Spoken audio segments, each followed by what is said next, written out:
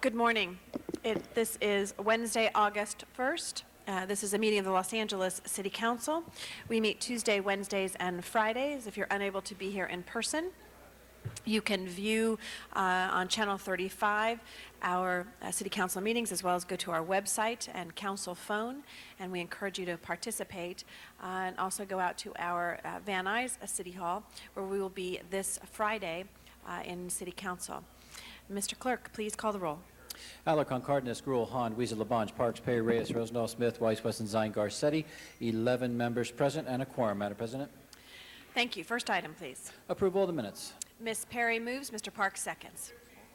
Commendatory resolutions for approval. Those will be approved. Madam President, do you wish to take a public comment at this time? I'd like to go through the items first, and then we will go to public comment. Before beginning the regular agenda, there has been a request to continue item 27 for 1 week to August 8th.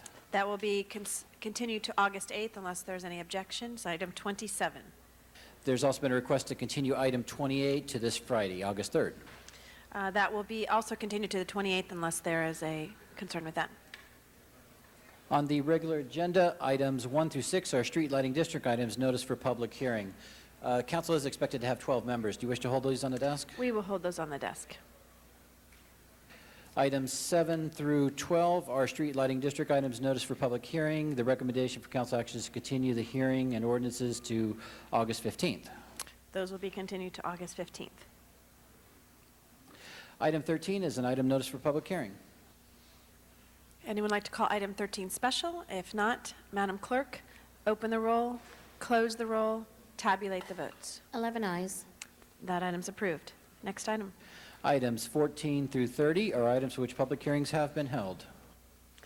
Public hearings have been held. I know that item 20 is a 12 vote, correct? That is correct. Is 14 as well?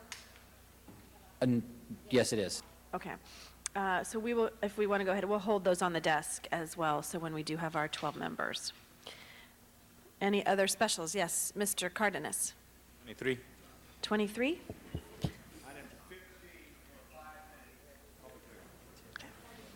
Thank you. We do have now 15 members. Any other specials, Mr. Parks? Committee report. Sorry, I'm sorry? I'd like to hold 22 until we get the committee report. Okay. Mr. Zine. 14 through 30. Any other specials? Since we do have 12 members, we will go ahead and vote on items 14 and 20 as well. Madam Clerk, please open the roll on the remaining items.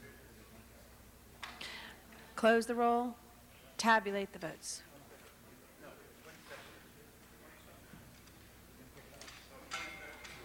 Would you like? Okay. Hold on. Okay. Before we vote then, item 20, you would like to call special? Okay. Mr. Zine. Okay. Okay, so we've called 15 special, 20 special, 22, 23, 27, and 28 have been continued. The remaining items are now before us, colleagues. Madam Clerk, open the roll, close the roll, tabulate the votes. 12 ayes. Those items have been approved. Next items. You want to go back to item 1 through 6? Thank you. Sorry, Mr. Clerk. Madam Clerk, please open the roll on items 1 through 6. Close the roll. Tabulate the votes. 12 ayes. Those items have been approved. Next items. Items 31 through 44 are items for which public hearings have not been held. 10 votes are required for consideration. Items 31 and 32 are commission appointments. Do you wish to hold those on the desk? We will hold those on the desk. And you do have cards on 42 and 44. So both be called special cards. Mr. Parks? Special on 35 through 41. Any other specials, colleagues? If not, Madam Clerk, please open the roll on the remaining items. Close the roll. Tabulate the votes. 12 ayes. Those items have been approved. Thank you. Next items. On the continuation agenda, item 47 is an item for which public hearing has been held. Okay. 47 on the continuation agenda, Ms. Hahn? Ms. Han calls that item special. Any other items? That would take care of the regular agenda. Do you wish to recess the regular and go into the special meeting? Please. Alarcon, Cardenas, Gruel, Han, Weezer, Labange, Parks, Perry, Reyes, Rosendahl, Smith, Weiss, Hutchinson, Garcetti. 12 members present and a quorum, Madam President. Thank you. First item. Items 45 and 46 are items for which public hearings have been held. Any specials? We haven't gotten the committee report on it. Haven't gotten the committee report? I'd like to call 46 special, please. 46. 45, 46, we're waiting for the committee. All right, we will call 46 special, hold 45 on the table. Can we move those to the regular agenda, Mr. Clerk? Yes, you may. Thank you. All right. Any other items? Any other items? Next. Do you wish to go back to public comment We'll at this go back time? to the public comment at this time. Our first speaker is Arnold Sachs, followed by Richard Kearns, followed by Tom Patterson.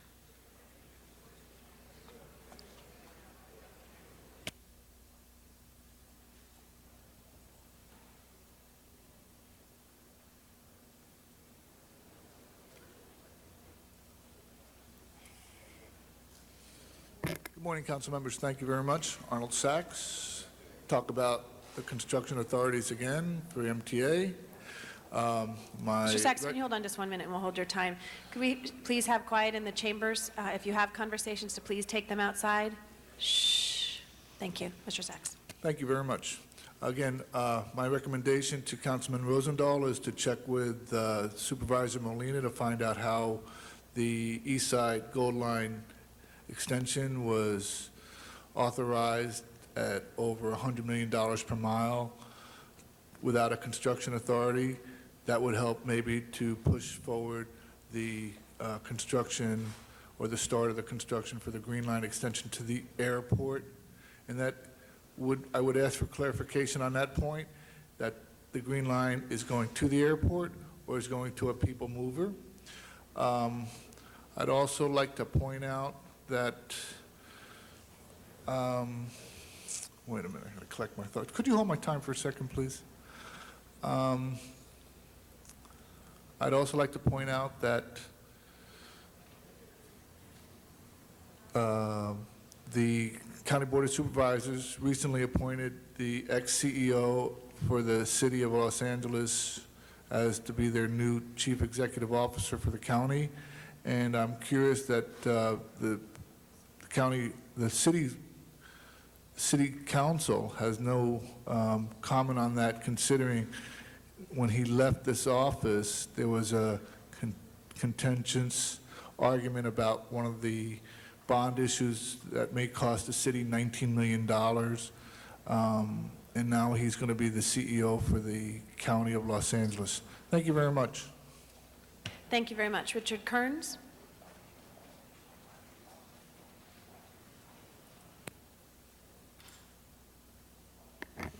My name is Richard Kearns.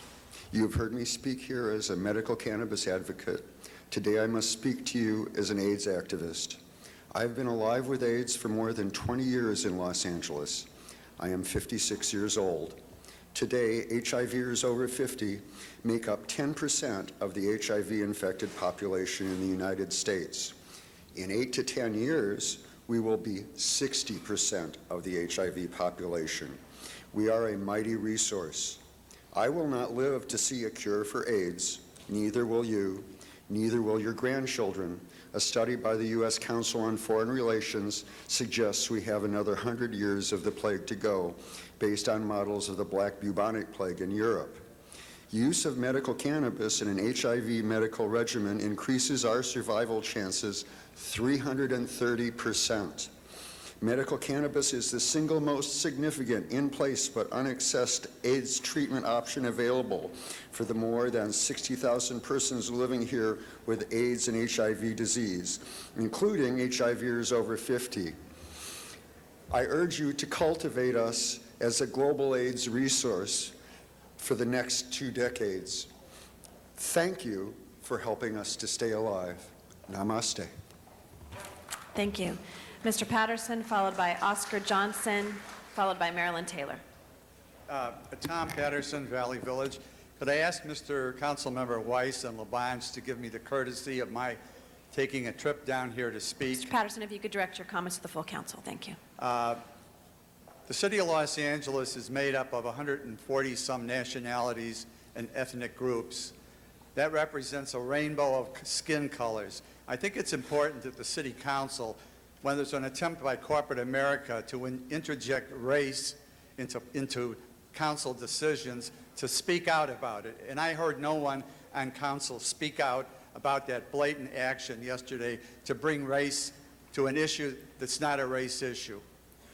With respect to that, I'm also concerned about ads that are now appearing in the press, City of Los Angeles ads, for example, Department of Parks and Recs, that has a Latino family prominently shown, and it says, "This is my LA and I want."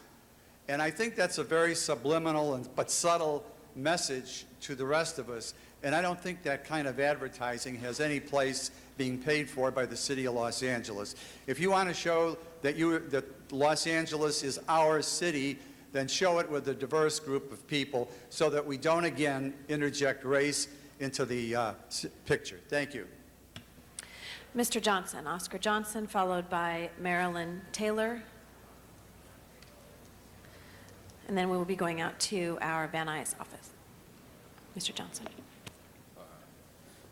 Council name is Oscar Johnson. I was active in the city of Los Angeles, and I'm watching at the Los Angeles Police Department. They continually to spy. They continue to spy and harass the homeless people on Skid Row for no reason at all. I guess they have plenty of protection, and we live in such a fraudulent society that we don't have no one on paper. We have so much word by mouth, but we don't see anything on paper. And no way we can fight corruption with the law, with our present law system that we have today. And I see where the MTA buses be riding downtown Skid Row all day and night, unauthorized, with out of service, but no one on the bus. It seems as though they should be leaving the yard for a number of times without, proper reason. So there's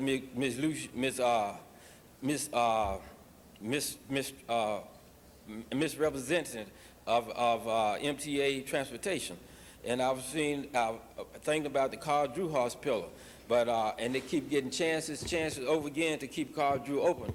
But I think King Drew should be closed down because what they did was very uncalled for, very inhumane. And I still come to the city council meeting, and I see that don't too many African Americans, minorities, come and try to have their voice heard with the people that represent them. But we, in Los Angeles, and I guess we're in America, we need politician reform. We need people that are going to respect the will of all people. We got to find a way that we got to care for all living human beings and try to find a way for all living human beings to have some type of responsibility, if not responsibility, moral responsibility, some kind of social responsibility in this so-called land of freedom that we're living in, that give us our right to express ourselves. Maybe sometimes when we're not heard through our officials, we have the right to exercise our power by marching and protesting and demonstrating against bad government, because bad government must leave. Thank you. Thank you. Marilyn Taylor. Good morning, Madam Chairman. I would like to acknowledge the white race as being the superior race. The wealthy white people in the United States of America are being destroyed. My grandfather was a chauffeur for one of the wealthiest white men in the United States of America. He drove our limousine from Florida to California. As you know, the Eisenhowers, the Clintons, the Reagans are being eliminated. We believe that subsequently from that, the Taylors, my family, are government agents, were employed by the government in the state of California. My uncle, Arthur Taylor, is the first black judge in the Watts from the South Central Los Angeles area. I would like to acknowledge the heritage of the wealthy, superior race, the white race, for giving us this opportunity. Thank you. Thank you. If we can go out to the San Fernando Valley, we have Miriam Fogler and Sharon Brewer. Zuma Doug, I'm calling you. I emailed you, and I was hoping to see you here at City Hall. We need you down here. Secondly, the CRA meeting is meeting tomorrow at 10 a.m. I don't know if it's Mr. Sachs or Mr. Dow that was asking about them, but they're the culprits for all the troubles of the city. And of course, the county helps in its benefits too throughout the 58 counties in the state and the country. It uses eminent domain with MTA, LAS, USD, and itself to acquire property. Either it's private or public, but they use public funds, and that's what they do. And it trickles down to the city elected officials to garner their campaigns. And, it'd be a nice thing to see that they would, to put this on the ballot, the Prop R, through the initial process like the people do. And being honest is honest. Being honest about Prop H, about the salaries too, which would be an honest thing the city council would do, is to do it through the initial process, get the signatures that people would vote for the city officials. And I would probably vote for a third term if you did it that way. So I don't know why you have to do it behind our backs and use a sneaky thing.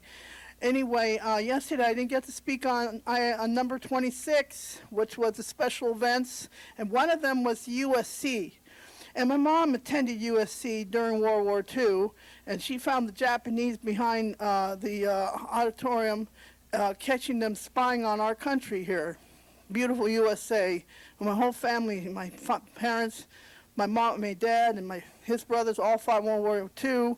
You need to let me have a right to speak the extra 2 minutes here, because I didn't get the right to speak yesterday. And they got $16,200 this year for 6 football games. I don't know why. Thank you very much, Ms. Vogler. Our next speaker is Sharon Brewer. Back in Van Nuys.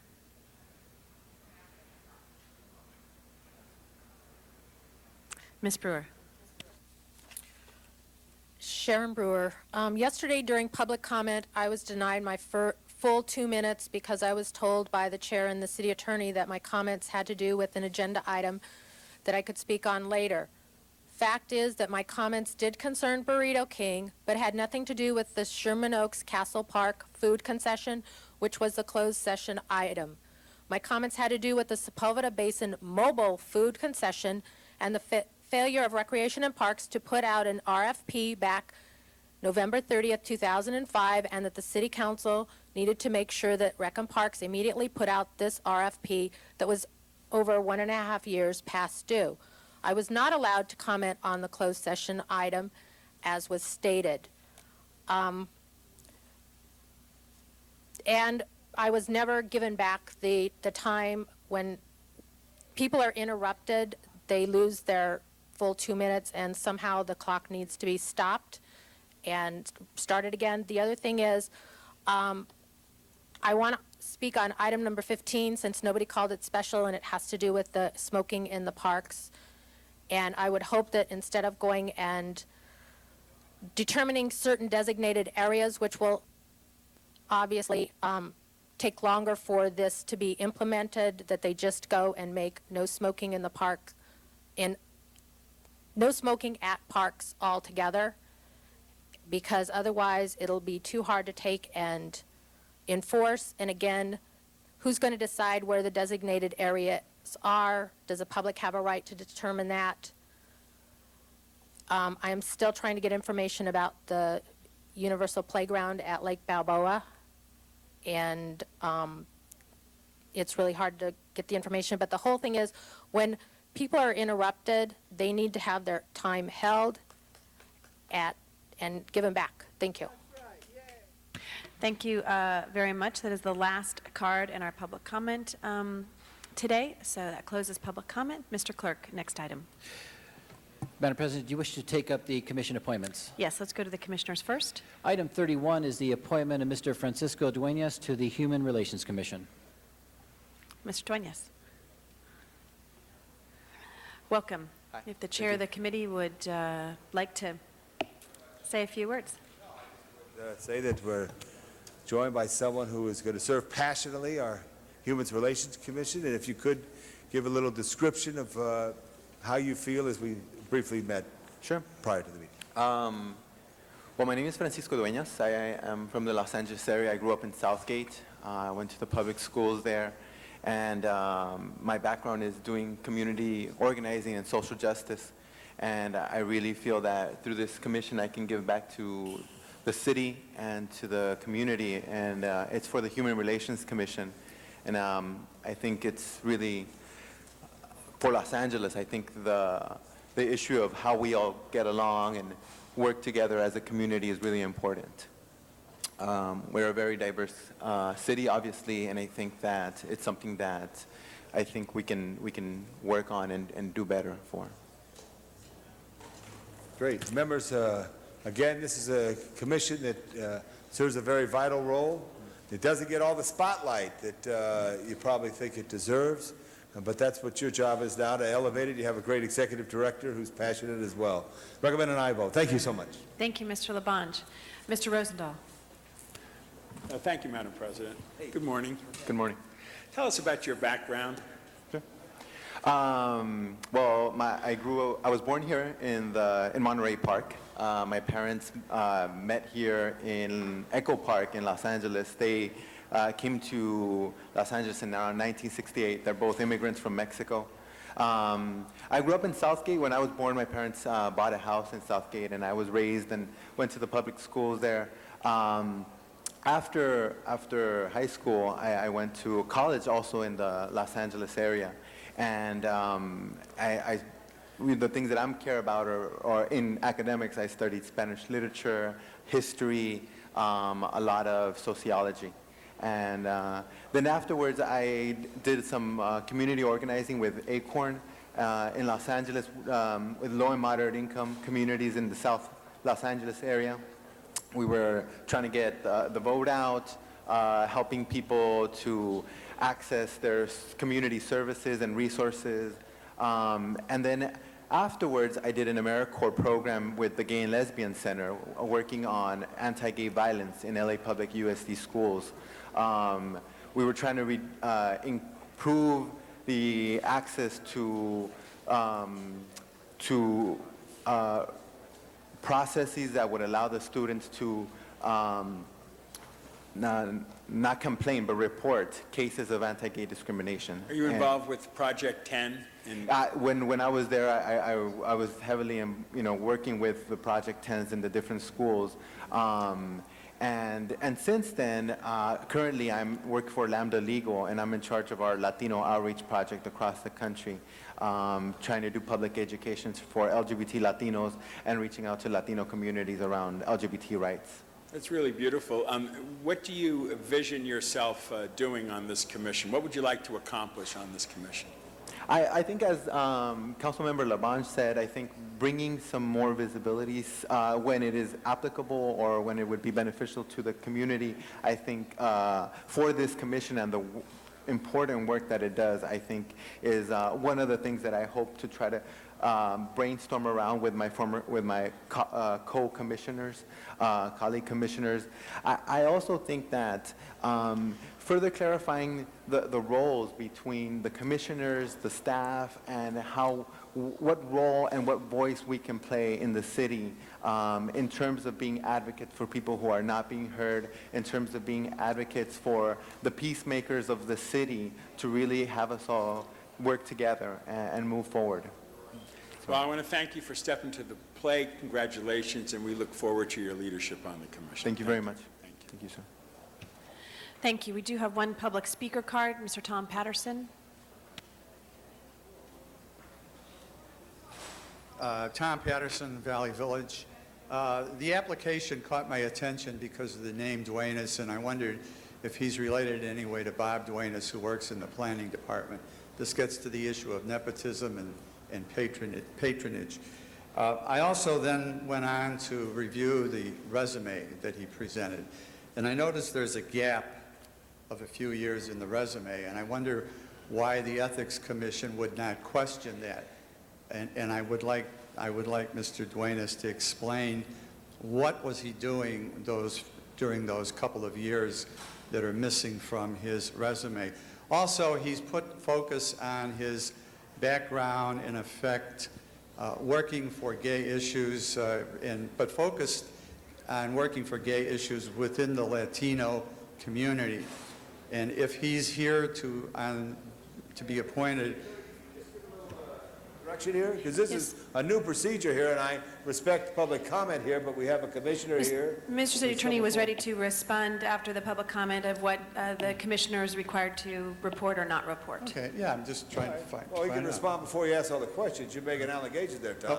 I'm not making any allegations, just asking some questions. Just for the record, during public comment, he can ask questions, but he should not expect any answers because it's not a question and Okay, answer who period. should I direct the questions to? The Ethics Commission? I'm not responding to your question. Thank you. Thank you. We're very pleased for your willingness to serve in this effort and your experience, and I think address some of the challenges we face in the city on human relations issues as outlined even today. Thank you very much. Okay. Thank you. Madam Clerk, if you'd like to open the roll on this item, close the roll, tabulate the votes. 12 eyes. That item's been approved. Thank you and congratulations. Next item. Item 32 is the appointment of Ms. Liliana Perez to the Commission on the Status of Women. Ms. Perez, welcome.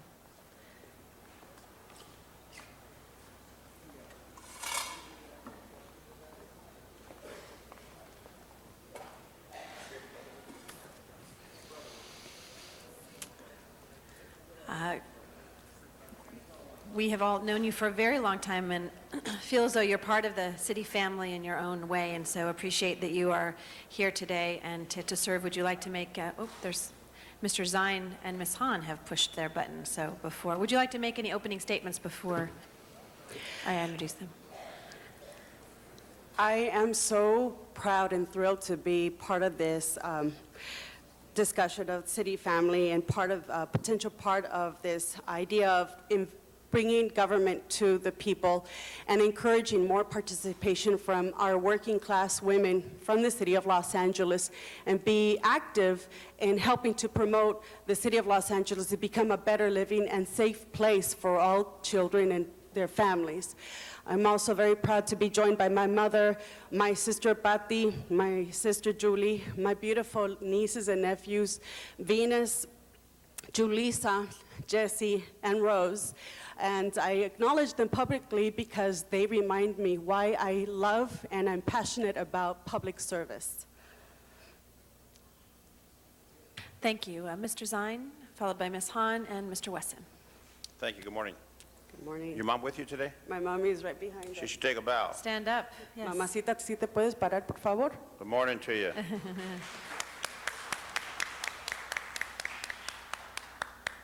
It's always important to include family.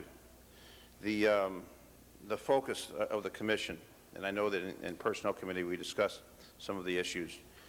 What do you see as the big challenge of that particular commission and how you can serve in that with your role and your experience and the other activities you've been involved with?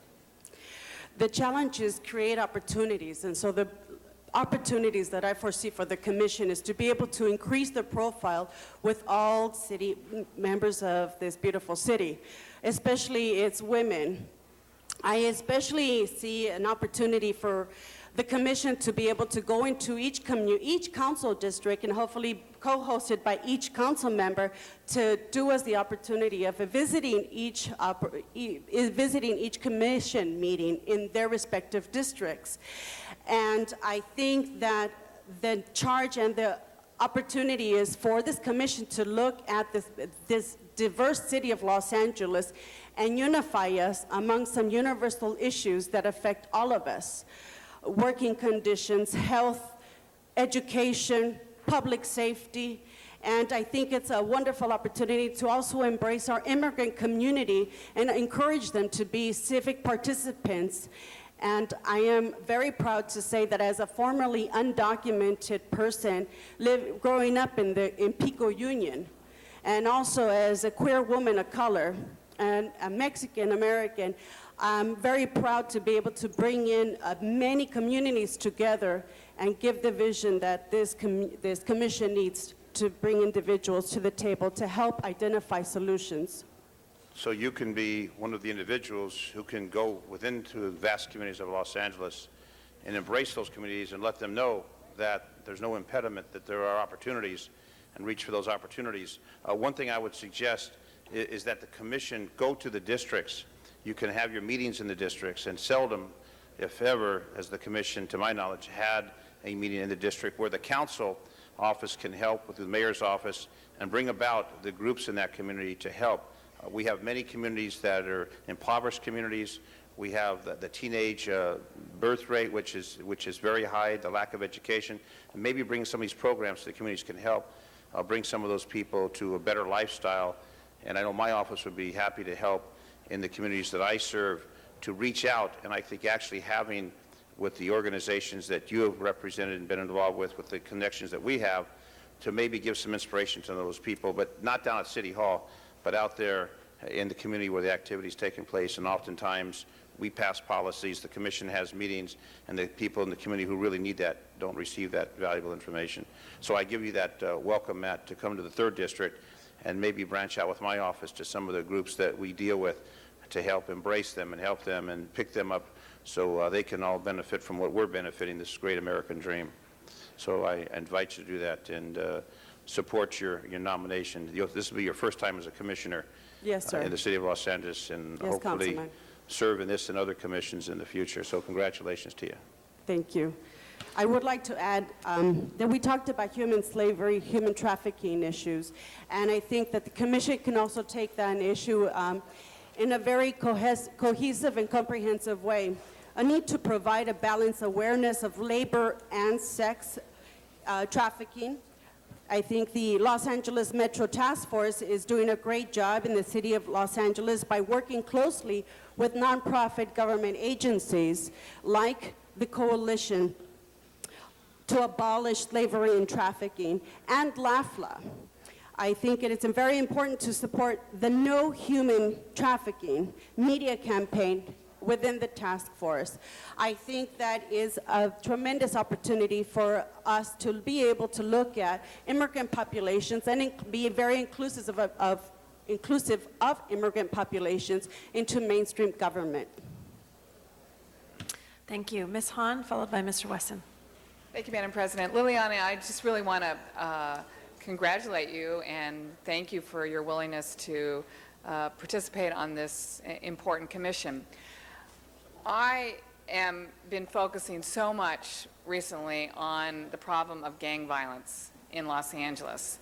And it's particularly disturbing to me, this new trend of our girls, of our young women who are being pulled into gang life. It's not just their boyfriends, it's them. I mean, they're forming their own gangs. And I think everything you were just talking about is completely jeopardized. I think everything a woman can be, educationally, financially, following her dream, is all going to be thrown away if she gets involved in a gang. So I feel like that's one of the biggest threats to our girls and our young women in a way that I can't ever remember before.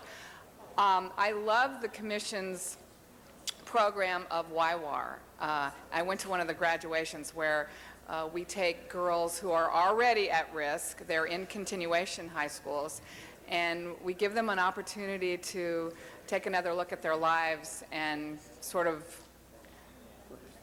fall in love with themselves, you know, sort of remember what's good about themselves and gives them self-confidence. I really want to see that program expanded.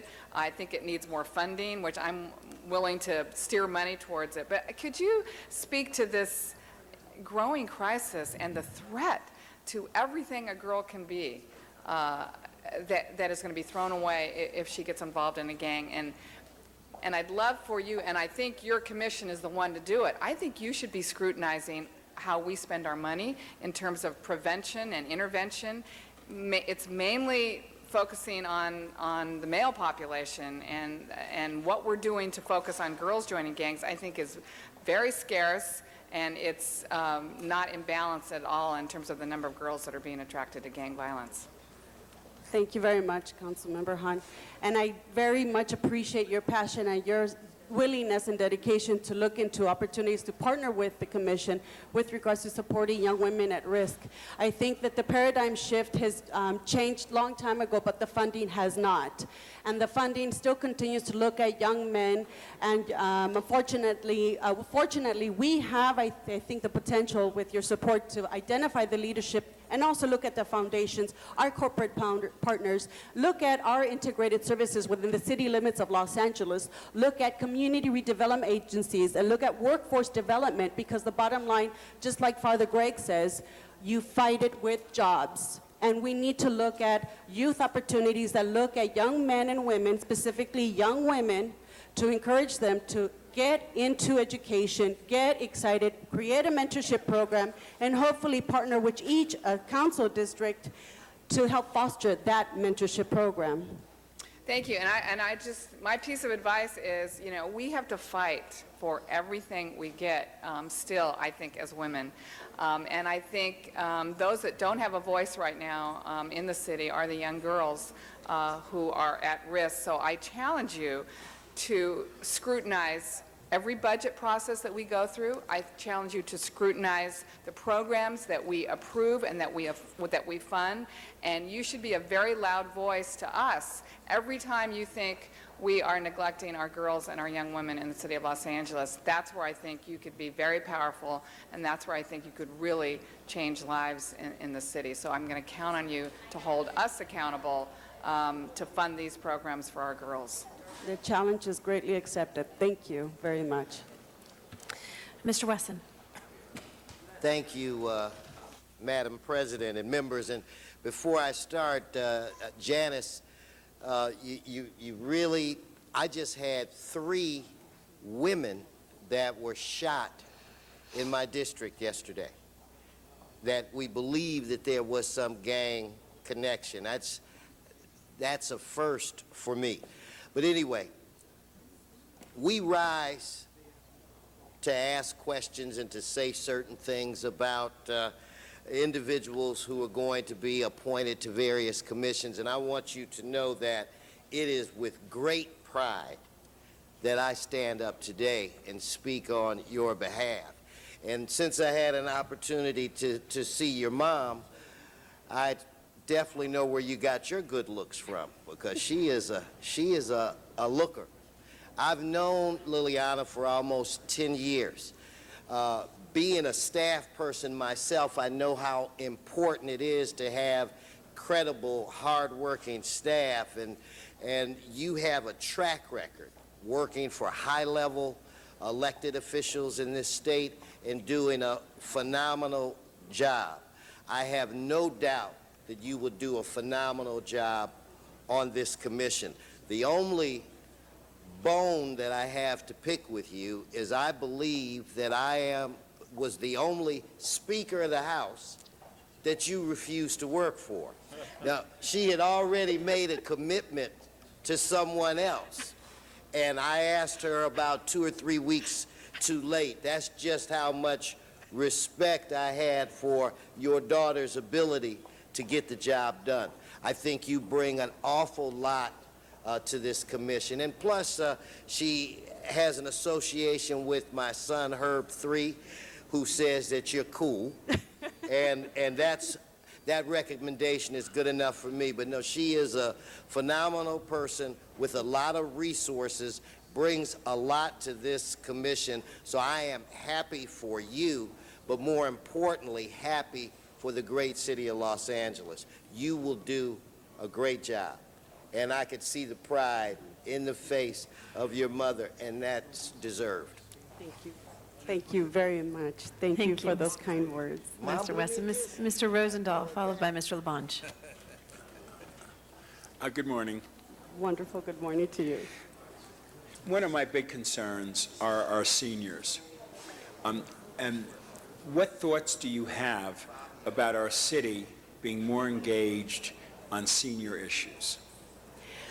I am proud to say that I have a fabulous 75-year-old mother who is vivacious and healthy and passionate about life. I also have to say that we deal with issues day in and day out, given that she has a limited income. She has a fixed income. She also lives in Rampart. She also faces 200% increases every year in her own apartment building. She also is looking at opportunities to continue to help us. But it's time for us to help Mom. It's time for us to look at, and I look at my mother as I look at other wonderful aging faces, that we need to be able to look at our future and look at how we take care of our elders. And that will determine in how successful we will be as a future. So I think that we need to continue to look at integrated services that at this point is much left to be desired. I think that there are opportunities for us to integrate services for the female aging population. And also, if it affects the women, it will trickle down to our family members directly or indirectly. So I do look forward to taking on that charge because politics are very personal for me, Councilmember Rosendahl. I totally agree with you. I am thrilled to hear you say that. I have an Empowerment Congress, and I have a senior committee. And I've met with my seniors last week, and it's really appalling the lack of attention and focus our city gives for our seniors. We don't do half of what some of the other cities are doing. And that energy that you just projected about your own mother, I'd appreciate coming back to us and telling us what the commission will be doing going forward to get our city more engaged in senior issues. If we have the opportunity to live longer, we should be given the support systems that are necessary to live within the quality of life here. And I appreciate your comment. That was exactly what I was hoping you would say. And I look forward to you coming back and telling us what we've been able to do. Absolutely. Thank you very much. Thank you for stepping up. Congratulations. Thank you. Mr. Labange. Thank you very much, Madam President. Liliana, thank you very much for your service, and I think what Mr. Wesson said, what Rosendahl said, so important because the experience that you have and the passion that you show, so I pledge you my support. It's very difficult on a commission because the clock works how it works, so pick a few good issues that you know will make a big difference. The young women, as Ms. Hahn spoke of, seniors, as Bill spoke of, and all of the work that I think you got in your life experience will really make a difference on that. Congratulations. Thank you for your service to the people of Los Angeles. Thank you very much. Okay. Liana, just to the Commission on the Status of Women is very important, and all of us are sometimes in our place here and working for electeds or being elected based on not only our wonderful mothers, and I know how important they are after just losing my mom, that she is here to support you. And I think also having mentors that have been here in our lives. And the Commission on the Status of Women can look at the issues, as mentioned, in gang violence and how to keep them out of gangs, but also how we can, as a city, utilize that Commission on the Status of Women to use the bully pulpit and the support to look at more things that we can do in the city of Los Angeles. We have a dynamite commission. There's really some incredible women. There's a great Youth at Risk, although I think they've changed the name of that program that the Commission has established that really is trying to address some of the issues that were identified by Ms. Hahn and to be able to support that program. So without further ado, Madam Clerk, if you would open the roll on this Commission appointment, close the roll, tabulate the votes. 12 ayes. Congratulations, Liana. Thank you very much. Congratulations. Colleagues, we are joined today by the Junior Statesmen of America. It's a national organization dedicated to strengthen American democracy by educating and preparing high school students, and we'll ask them all to stand, who have been at a symposium at USC for the last 3 days learning about local government. You get to see firsthand today a city council in action, and welcome you here to Los Angeles into this beautiful building here in City Hall. Let's give them a great round of applause and acknowledge all of the junior statesmen that are here today. Thank you so much for being here, and hope that you will enjoy your visit and see yourselves on camera now. We went to the right. If we can go to the left side now. Camera over there. They're moving. They're going. To show the smiling faces of the diversity that we have in this country, and for the individuals who think that are going to do a great thing. Yes, Mr. Zine, did you want to? Mr. Voice. I met with the group yesterday up at the Bradley Room. Did they ever get the air conditioning on up there? No? A lot cooler down here, but there's more heat down here than it is up there. Welcome again to City Council. Thank you again, and welcome to Los Angeles. Next item. Item 15, called special by Councilmember Labange.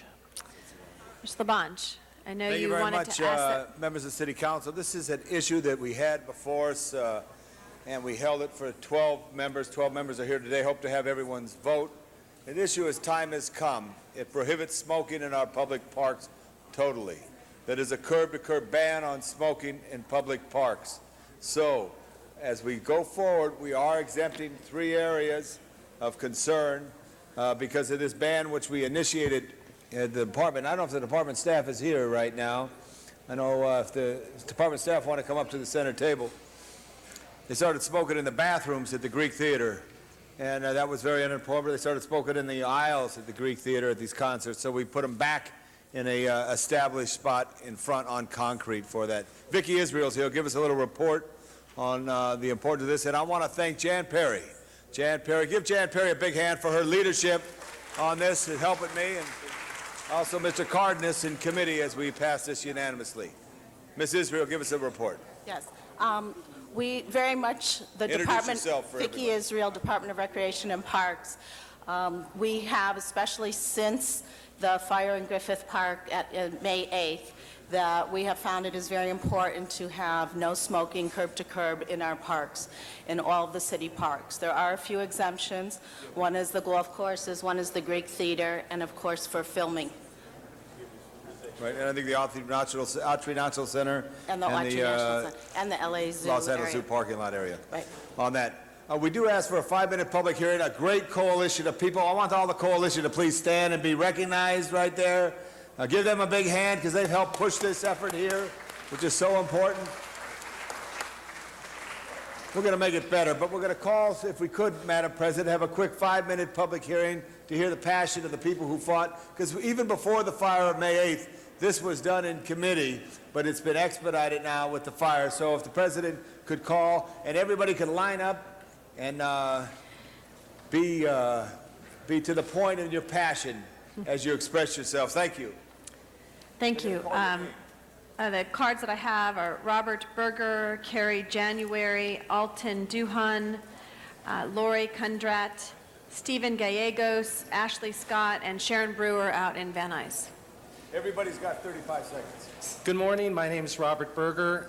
3 years I proudly stood in front of you as chair of the Smoke-Free Beach Task Force, and I applaud you. I ask you to consider driving ranges. I understand there's designated areas on golf courses, driving ranges, very congested, a lot of kids and families. And thank you again. San Francisco, San Diego, Santa Monica, all have smoke-free parks, and it'll be a joyous day when LA makes its beautiful parks smoke-free. Thank you. Good morning, council members. My name is Carrie January. I'm chair of the Coalition for Smoke-Free Parks. I want to thank you all for allowing us to speak to you all again and bringing information on our park cleanups and all the things we have done in the city of Los Angeles. Thank you, and we look forward to working with you in the implementation of the new ordinance. Thank you.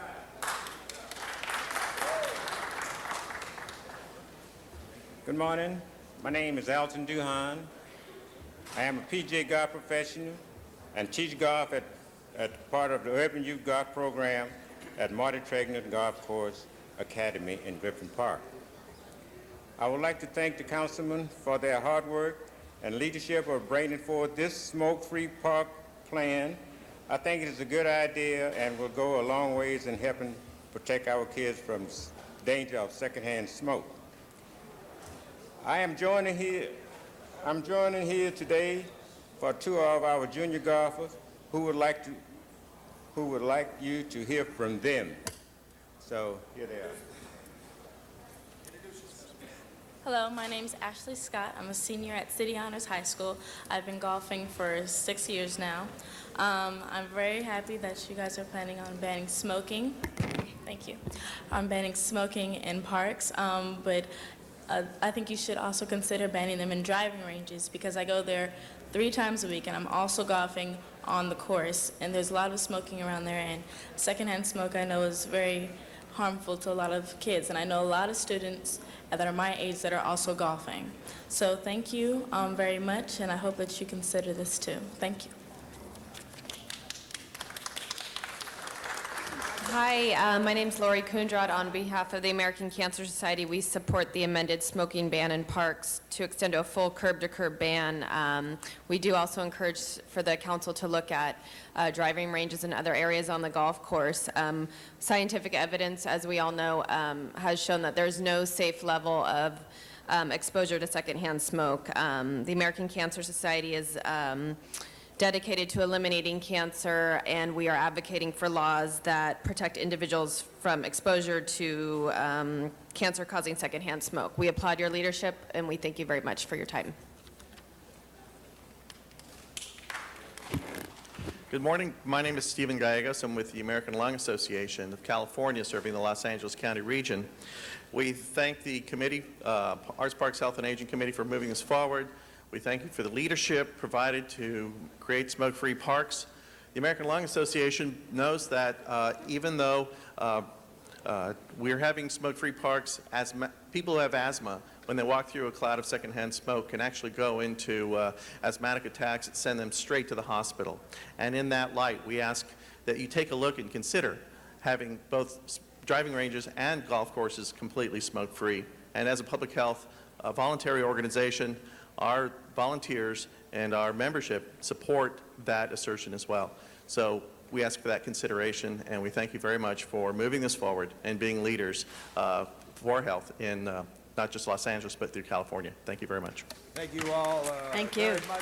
Thank you, Mr. Got it Labange. under a 5-minute clause. Ms. Israel, could you designate on the driving range areas that are smoke-free, if you could be that? There is all pollution in our air there, but I think the young athlete there, the young student, expressed it. There should be, I've only been on a driving lane once, I want to admit, but and a golf course once time. But I know others enjoy the great activity there. Could you designate some area? I think we certainly can look at that, and then with the additional signage that will be installed, we will encourage people to actually... Like some of an upper or lower deck, so you could say this area, Yes. make sure it's both on the same side. You know, not like designate the lower deck, but the upper Not deck. the upper deck. We got it. Okay, very good. This is a good step forward because it's going to make a difference, and it's going to break the pattern. I just returned from Europe. They smoke a lot in Europe. And they smoke a lot of times all over the place. And then I talked to someone who traveled across the country, and people in the Midwest smoke a little more in the West. The West is going to lead the way in health here, and everybody was passionate about it. It's not easy. A lot of people like to have a smoke. A lot of people like to smoke a cigar. You know, I'm not getting on a bandwagon like Elmer Gantry at all and saying we're not going to smoke and we're not going to drink and we're not going to cuss. But I am going to say we're going to do better in our parks because we're going to restrict it. And we're going to say you could go home. All right, no cussing in the parks. I believe that too, but I wanted to get Elmer Gantry in there.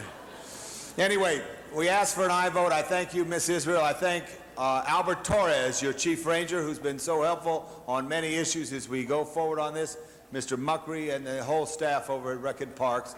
This coalition came together, and all this happened, and Miss Perry and her help really helped put this together. And as chairman, I'm glad to push it over the top. Ask for an aye vote for this very important measure. Thank you so much. Thank you very much, Mr. Labange, for your leadership, and Ms. Perry. And this is the second reading. So, Madam Clerk, please open the roll, close the roll, and tabulate the vote. Congratulations. Thank you. Thank you. I ask we forthwith on this. Forthwith. Send it to the mayor right away. Forthwith. Thank you. Thank you. Next item, Mr. Clerk. Item 20, called special by Councilmember Zine. Mr. Zine. I know Thank there's you. been a public hearing. There are cards here as well. We have some cards? Would your preference be listening to the public or? We'll take your leadership on this, Well, Mr. Zine. I think let's hear from the public and then we'll close with the comments that we have. Just a brief introduction. It's regarding medicinal marijuana, the moratorium on medicinal marijuana, no future clinics, and the whole explanation that will follow up right after we hear from the public comment. Great. Should we have a 5-minute, we had a public hearing before. You want 5 minutes, 10 minutes? 5 minutes. I also have an addition before we get to the public hearing, as recommended by the city attorney's office, that we add this. I want to make sure the record was clear about the information that was presented to the Planning and Land Use Management Committee regarding this item. There have been complaints about impacts of these uses that were identified in the materials and testimony to the committee. Furthermore, can we have some quiet? Sergeant at Arms, can you please quiet the crowd down? Thank you. Furthermore, notwithstanding the information from the police department at our Wednesday's meeting, the police had reported on 2007 crime stats surrounding locations of medical marijuana dispensaries. These statistics showed concentrations of Part 1 crimes in excess of the average crimes per reporting district. We want that for the record to clarify any confusion as stated by a representative from the police department during our last meeting on this matter. Now, Madam President, if we could hear from the public, and then we'll add some additional information and ask for the vote. Thank you, Mr. Zine. We have Reverend Glenn Rowland, Richard Kearns, Elliot Katz, Sarah Armstrong, Barry Kramer, and Chris Fusco. Again, as indicated, there had been a previous public hearing, but we're adding an additional 5-minute public hearing to this today. If I could ask everyone whose name I've called up to please come to the podium. Reverend Glenn Rowland, please. Good morning, Madam President and members of the City Council. Once again, I'm here on this first day of August. I run a Universal Life Ministries. We're a small collective of terminal and hospice patients and caregivers in compliance with the Compassionate Use Act of 1996 and Senate Bill 420. June 2007, we had a membership of 6 patients, 4 were actually in hospice care, and 4 were caregivers. Since the DEA raid started in mid-June, requests for hospice care has increased 300% at our ministry. Alone, we cannot supply 1/2 of these patients, even cultivating under the limits allowed by Senate Bill 420. We as Los Angelinians need a safe and secure way to get this medicine to those in need. We need a dispensary model in place that will allow qualified patients and caregivers the natural medicine that God has given us and guaranteed by the state of Constitution under the Compassionate Use Act of 1996. I personally realize under federal law that medical cannabis is illegal, but I also realize the ones passing the laws and unfairly enforcing them are not the ones who will be holding the hands of the dying patients. Thank you very much. Thank you very much. Richard Kearns, followed by Elliot Katz, then Sarah Armstrong. My name is Richard Kearns. I'm a gay man alive with AIDS for more than 20 years in Los Angeles. There are sicknesses walking in this land. You think you know their names: AIDS, cancer, MS. There is pain. There is also the DEA walking through our community, and it is a mighty disease. Let us heal ourselves. Thank you for voting for the moratorium. Please help the shut down dispensaries to relocate. Namaste. Thank you. Mr. Katz? Elliot Katz? Okay, if not, Sarah Armstrong?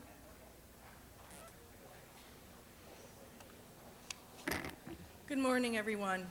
My name is Sarah Armstrong. I sit on the working committee to draft now the permanent LA ordinance after you pass the ICO today. When I went to the meeting on Thursday after the raids on Wednesday, I was stunned to learn that 4 of the 6 patients sitting on the committee had either been raided or received letters. It seems to me that if the DEA is going to target the people who have the courage to speak out and the courage to come down here and help you draft a new law, that they deserve some protection too. Please pass a non-cooperation resolution. Please do not cooperate with the DEA. Oakland, San Francisco, Berkeley, and Santa Cruz have all done this to good effect. We need your help now more than ever. Please do not let those who have shown such support for safe access be muzzled by the federal government. Speak out and let your voices be heard. Thank you. Thank you. Barry Kramer and Chris Fusco. Good morning. Thank you all. My name is Barry Kramer. I'm a medical marijuana patient. I'm an operator of a dispensing collective, and I am a voting resident of the city of Los Angeles.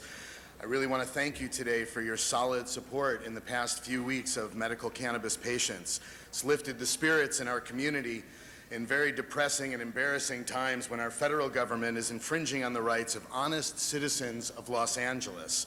Personally, I feel it was a slap in the face to our city and to this city council that the DEA was executing raids on dispensing collectives last week at the same time that you were voting on the moratorium and writing a letter to them requesting that they spend their time and efforts on criminal drug use and crime in our city and not persecuting benign, unarmed medical cannabis patients. I urge you to vote in favor of the moratorium today, and I thank you for your time. Thank you very much. Mr. Zine, that completes our public comment. Acknowledge Mr. Zine. I'm sorry, go ahead. I didn't see a card, go ahead. I'm sorry, Mr. Fusco. Thank you very much. My name is Chris Fusco, and I worked for a Los Angeles dispensing collective until it was shut down by the DEA last week. I sit on the working group to develop regulations, and I believe that it was because I was so vocal and because I was so open and because I cooperated so professionally with this city that they directly came after the people who were helping so effectively to make these collectives regulated. And I beg of you to do everything you can to make sure that this city does not cooperate with the DEA when they are in this city. Pass a non-cooperation resolution and make sure that there are people from the city on the ground at the raids, making sure that the patients and the prisoners inside are safe. And I also want to let you know, despite the fact that I do not work for a dispensing collective in this city anymore that will benefit from these regulations, I'm going to stay on the working group and help make sure that all the other providers in this city can provide medicine to all the other patients who need it too. And so when the DEA says that they're shutting down profiteers and people who are only benefiting from this, just know that I'm helping other people and other patients despite that fact. So thank you very much. Thank you, Mr. Fusco. Mr. Zine. Thank you, Madam President. This is the second time this has come up for a vote. We didn't have the 12 votes to pass it the first time around. It was unanimous the last time it came before this body. And today, once again, this is the procedure to have this implemented. We've worked over a year to come to this point with the police department, building and safety planning, the community. And I have a concern about illegal drug dealing in the city of Los Angeles, as well as other parts of this country. There's no question there are drug dealers that destroy our communities. There's also people dying of cancer and AIDS and other illness and disease. And what medicinal marijuana simply does is it provides those people an opportunity not to have so much nausea that they can't consume food. It's simply a compassion for people who are dying. That's all we're asking for, is to have a little compassion for people who are dying. This isn't about getting high. This is not about recreational use. I don't believe that we should turn our backs on the DEA when they're out arresting drug dealers. I support the incarceration of people who are dealing drugs. Medicinal marijuana, just like morphine, just like other prescription medication, is regulated, it's legitimate, and it's used in a medical practice. What this moratorium does, it stops all future marijuana dispensaries from establishing in the city of Los Angeles. No further establishment in the city of Los Angeles. Now we've got the 200 to 400 that are already established. In the last couple of years, that has grown from 4 to 2 to 400. And they're all over, and they're advertised in the paper. There's billboards now posted. And there are some that are running an illegitimate operation. They're passing out flyers at high schools, encouraging students to come to those dispensaries. And that's wrong. What this ordinance will do will stop those operations from being in business. If a medicinal marijuana facility is treating people with a prescription by a legitimate doctor, then that was what we were talking about. That's what this ordinance does. Cease and desist, illegal operations, and any establishment that's in place has 60 days to comply with specific regulations just so they can continue while this particular working group comes in with the next year, and hopefully it'll be done within the next year. If not, there's 2 extensions, part of this ordinance, to have the hours, location, the restrictions, etc., for medicinal marijuana. So all we're asking this body to do is permit the city of Los Angeles, along with the assistance of the police department is supporting this, Chief Bratton supporting this, we want to shut down illegal drug clinics What we want to do is have medicinal marijuana in a proper fashion to those individuals who need it to survive, individuals who are depending on medication to keep them alive. And what happens, that medication oftentimes causes them to be so nauseous they cannot consume food. So the Compassionate Use Act that was passed by the California voters 11 years ago, means that the people of California have compassion for people who are dying. And we all know individuals who have died of cancer, and we know what that tears them apart, destroys the family. Let them die with some dignity. Let them die with some comfort. Let them live as long as they can live with some comfort. We're not talking about the illegal distribution of marijuana for recreational use. That's going to remain illegal. That will be enforced. And all we're talking about is this moratorium with your support to make Los Angeles a city that has compassion for people who need medicinal marijuana and sends out the message to drug dealers that that is not going to be permitted in the state of California or the city of Los Angeles. So I'm not going to bash the DEA when they do their legitimate enforcement at facilities that are running illegal operations, but we've sent a letter to the DEA administrator not to go after the legitimate medicinal marijuana facilities, and they will be licensed, they will be in compliance with the law, and those specific regulations will put a lot of them out of business, and the rest of them that are running legitimate with legitimate doctors will be able to do the distribution to people that are in need. Thank you, Madam President. Thank you, Mr. Zion. Mr. Parks, followed by Ms. Hahn. Thank you, Mr. President. Madam President, may I have the city attorney, please? Yes, we do. Could you hold my time, please?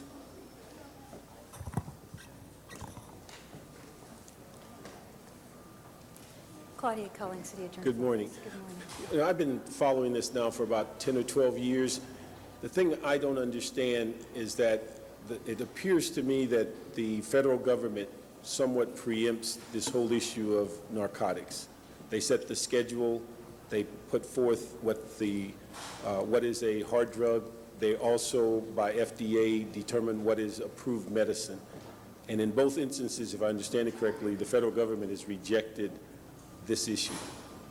There is a difference of opinion. Yeah, but I mean, the difference of opinion is that they have preempted our ability to ignore them because they still enforce the law.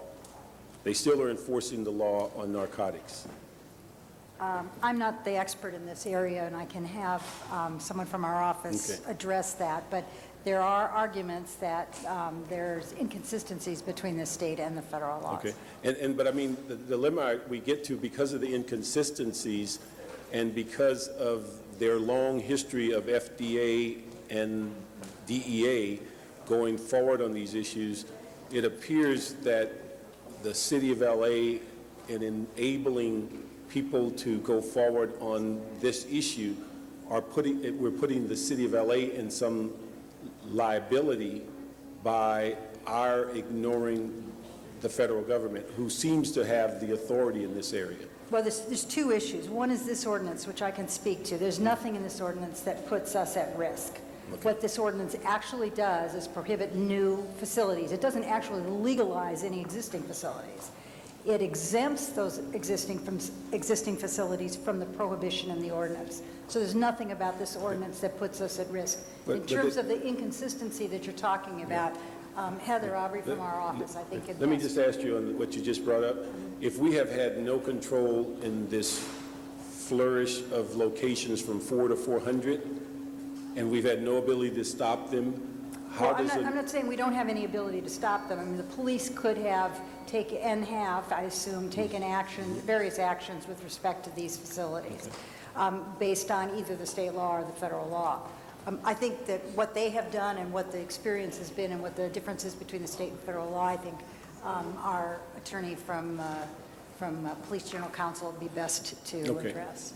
Maybe you could explain to me it seems to me that historically there's been a preemption by the federal government on those two issues of DEA and FDA, and then how does it relate to what we're talking about on this ordinance or ICO?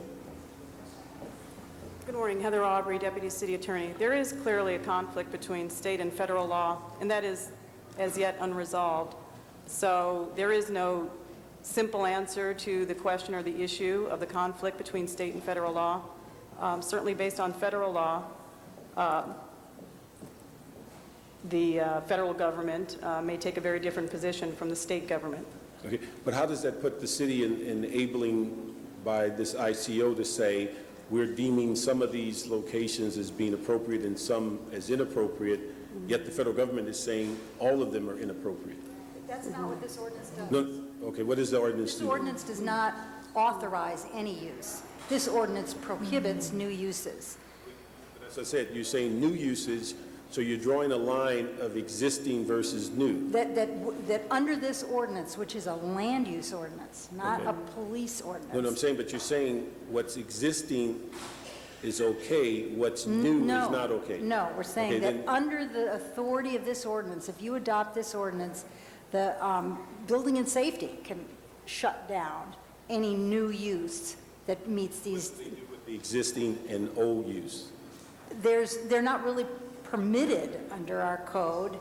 They could shut them down as well, I suppose, but the point of this is to set out the council's policy that if you meet the certain requirements here, that all of the city's resources will go toward keeping the new uses from opening up while the task force goes through its study and the city comes up with permanent regulations. That's the idea here. I think Heather's on the task force right now. Yes, I am. The ICO, as I understand it, nor am I a land use attorney, does not legalize any facilities or deem them legal under federal or, for that matter, state law. Under state law, any of the facilities could be deemed to be illegal and operating improperly, and thereby can be subject to being shut down by local, state, or federal authorities. Then why did we draw the line of new and existing if we're not condoning? Because we felt, I think, that we had a better opportunity to enforce this, because we could monitor what new facilities opened up, first of all, and second of all, I think that there was so much confusion about what could and could not be done that we wanted to give the task force an opportunity. Just in land, like in land use, where we'll say that after today you can't build any two-story houses in this neighborhood until we see whether that's appropriate.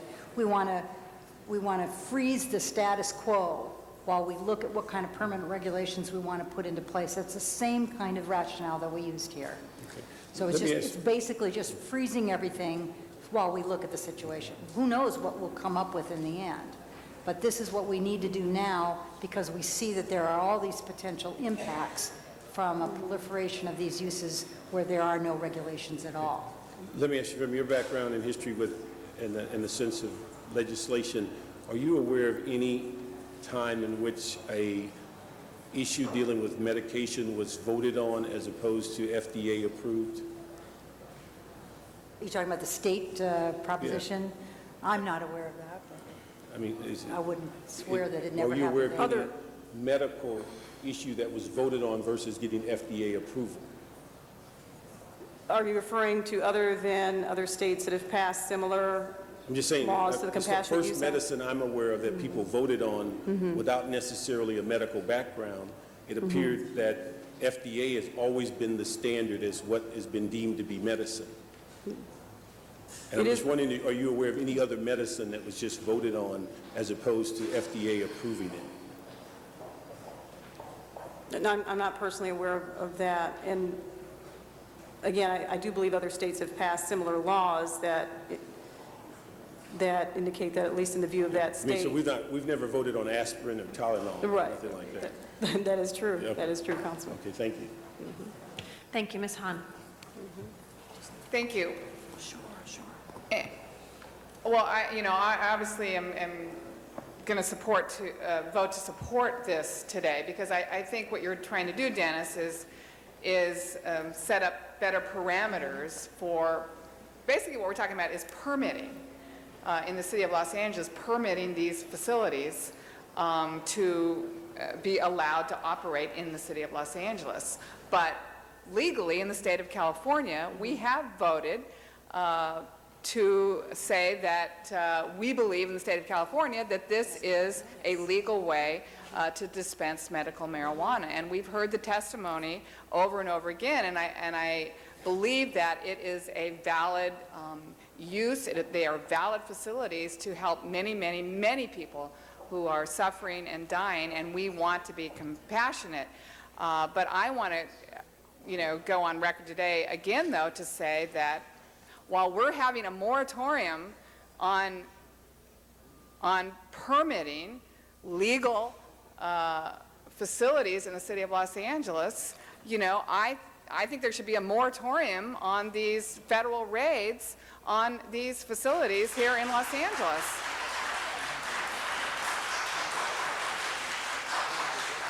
I mean, we're trying to move forward with parameters on where they're sited, what their usage is. We're trying to crack down on the ones that aren't on the up and up. But as we move forward trying to do the right thing, it's still, to me, very disturbing to me that the feds are coming in here and raiding legitimate facilities, harassing people. And I will tell you, I am very concerned that our LAPD is using their resources to support these kinds of raids on these facilities. And yesterday we had the feds, we had the FBI, we had the DEA, we had the AFT, all in Wilmington, all standing there cracking down on illegal drug dealers. And there was this feeling that we're all working together now. It's a new day. LAPD and these other law enforcement agencies work together to crack down on crime in Wilmington. I don't understand why we can't have that same relationship when it comes to this, and we can appeal to them that right now we want them to stop this kind of raids on these legitimate facilities. So I would like to maybe ask Dennis that maybe we have our chief of police come here and talk about LAPD's policy as it relates to these raids. I understand LAPD, as a courtesy to a brother law enforcement agency, wants to help them out, but I have real concerns with that, and we heard some testimony of people who were not treated properly during some of these raids. So I would like to have the chief at least maybe come talk to us. Let's talk about our policy, because as long as the feds still believe this, we lost our opportunity in Congress last week. There was a bill and an amendment that was going to remove federal funding from these kinds of raids. We lost that opportunity. That bill died. So locally, we still have to take a stand on how we believe that they're enforcing these kinds of raids. So I think that would be appropriate. I'd like for us to talk about our policy with LAPD and whether or not we want our resources of very thin resources in LAPD to go towards assisting the feds in raiding these facilities. I think that's wrong. Thank you. Mr. City Attorney, before we hear from Mr. Rosendahl. And just for council's clarification, what is before council is the ICO on the temporary prohibition of these facilities. The DEA raids is not before council during this discussion. Mr. Rosendahl. Thank you, Madam President. First, hats off to Dennis Zine, and happy birthday today, Dennis. It's good to have you. It's a tough situation we're in. Obviously, I support what Dennis Zine has put forward. We're in a critical spot here, but what you're basically seeing is the rubber hitting the road between the federal government and the state government. Federal government has laws that make marijuana usage a crime. The federal law takes precedence over state laws. And with that in mind, they do raid clinics all over the place, all over the country for that matter, and arrest people. We pick up the newspapers every day and see how our jails are getting filled with more people for what I frankly think are bad laws of the 80s to begin with. Those laws are bad laws. But the reality that Mr. Parks talked about, the FDA and how do things go, they've never done any real health analysis assessments of marijuana. They need to do that. The federal government needs to step up to the plate and look at the medicinal use and have an understanding of the medicinal use and have a dialogue and a discussion on the medicinal use, and then make some rulings and at the elected officials in Washington take some real leadership on the issue and work it through. Because right now the conflict between the local government and the federal government is ongoing, and this is ridiculous. Secondly, to put a hold on it all, take a deep breath, is what Mr. Zine's legislation suggests. I have a particular location on Pacific Avenue in my district that there was rumor about a clinic going there. We didn't want it there because there's no parking, there's other issues there. It needs to be done in such a way that it meets within the community needs and the community interests as well. So this does that there. But the issue itself is much bigger than our ability to interact. And our city attorney is right. I mean, this isn't about the issue of the feds and the city. But I encourage Ms. Hahn to put a motion in, which I will second, that asks the chief of police to come here and get a better understanding of our policy, the LAPD, with the federal government and how they're working or not working and where it all goes. That's a further discussion, but I support wholeheartedly Dennis Zine's motion on this measure. Thank you, Madam President. Thank you, Mr. Rosendahl. Mr. Smith, followed by Mr. Alacone, and then Mr. Zine. Thank you, Madam President. You know, I agree, Mr. Rosendahl, that we need to take a look at the medicinal value to see it really is. And Ms. Hahn, I understand your concern that you wonder whether LAPD should be doing that. Those are decisions we can make. The fact of the matter is, it is not against federal law. We can't change that in this body. And the fact that the City of LA is A, giving business permits to operate a business that is illegal under federal law, and B, that we somehow give some zoning rights, which is being proposed in this, which would come from this, that we're giving zoning rights to these businesses which are against federal law, to me is very problematic. I may not like the federal law, I may not agree with it, but it is the law of the United States of America. And for us as a city to violate that law is wrong. When we were all sworn in, every 15 of us, we swore to defend the Constitution of the United States of America. And until the federal government changes the law, we must, by our oath, defend the Constitution of the United States and obey the laws of the United States of America. The fact that California's laws are in conflict is unfortunate, and it's got to be resolved. But until that is resolved, I believe, as Mr. Parks does, it is wrong for the City of Los Angeles to give business permits and any kind of zoning preferential treatment to a business that is technically federally illegal. Mr. Alacone. Thank you, Mr. Smith. I like to hear a good God Bless America speech every once in a while. However, I think the history of the United States has demonstrated the challenges between states' rights versus federal rights. And this is one of those issues that is in the midst of a determination about whether the states will prevail in controlling their own local ordinance or whether the federal government will ultimately prevail. It's a classic American process of change. As we go through a transition from a society that believed absolutely that marijuana was bad for you to a society that is saying that there are possibly good uses, and I believe good uses for medicinal marijuana use, the federal government just hasn't caught up. It's part of the nature of America. So I don't see the fact that the City of Los Angeles is pushing that process forward to move us to the future faster instead of waiting for the right-wing crazies in Washington to get on board. I think that's absolutely appropriate for us to do. But I do think that this particular ordinance is the responsible way to handle it. We are, number one, sending a message to the federal government that their thinking is antiquated and not consistent with good medical practice that has been documented. But we are also respecting the federal law by not allowing additional permits. And I again want to commend Councilman Zine for his leadership in this particular issue. You know, this is not the be-all and end-all. We have more health care crises to deal with. this is just one of those things that deviates from a more radical agenda that says that everybody in the good old United States of America ought to have coverage for health care no matter what it is. So I think that we need to put our focus on the broader issue.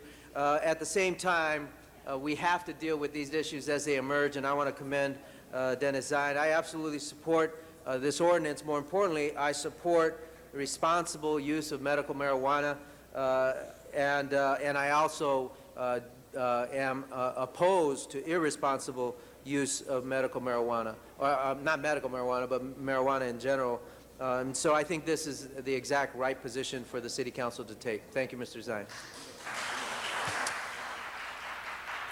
Mr. Parks, followed by Ms. Hahn again, and Mr. Zine. Can I have the city attorney again, please? Yeah. I just had one question to ask you. On dealing with this issue, you mentioned several states have a similar law. Have any of them been appealed to where the federal courts or appeals or the Supreme Court has made a judgment on these exemptions on compassionate use? I don't believe so, but let me have my colleague who's more familiar with that subject. She's coming to the table.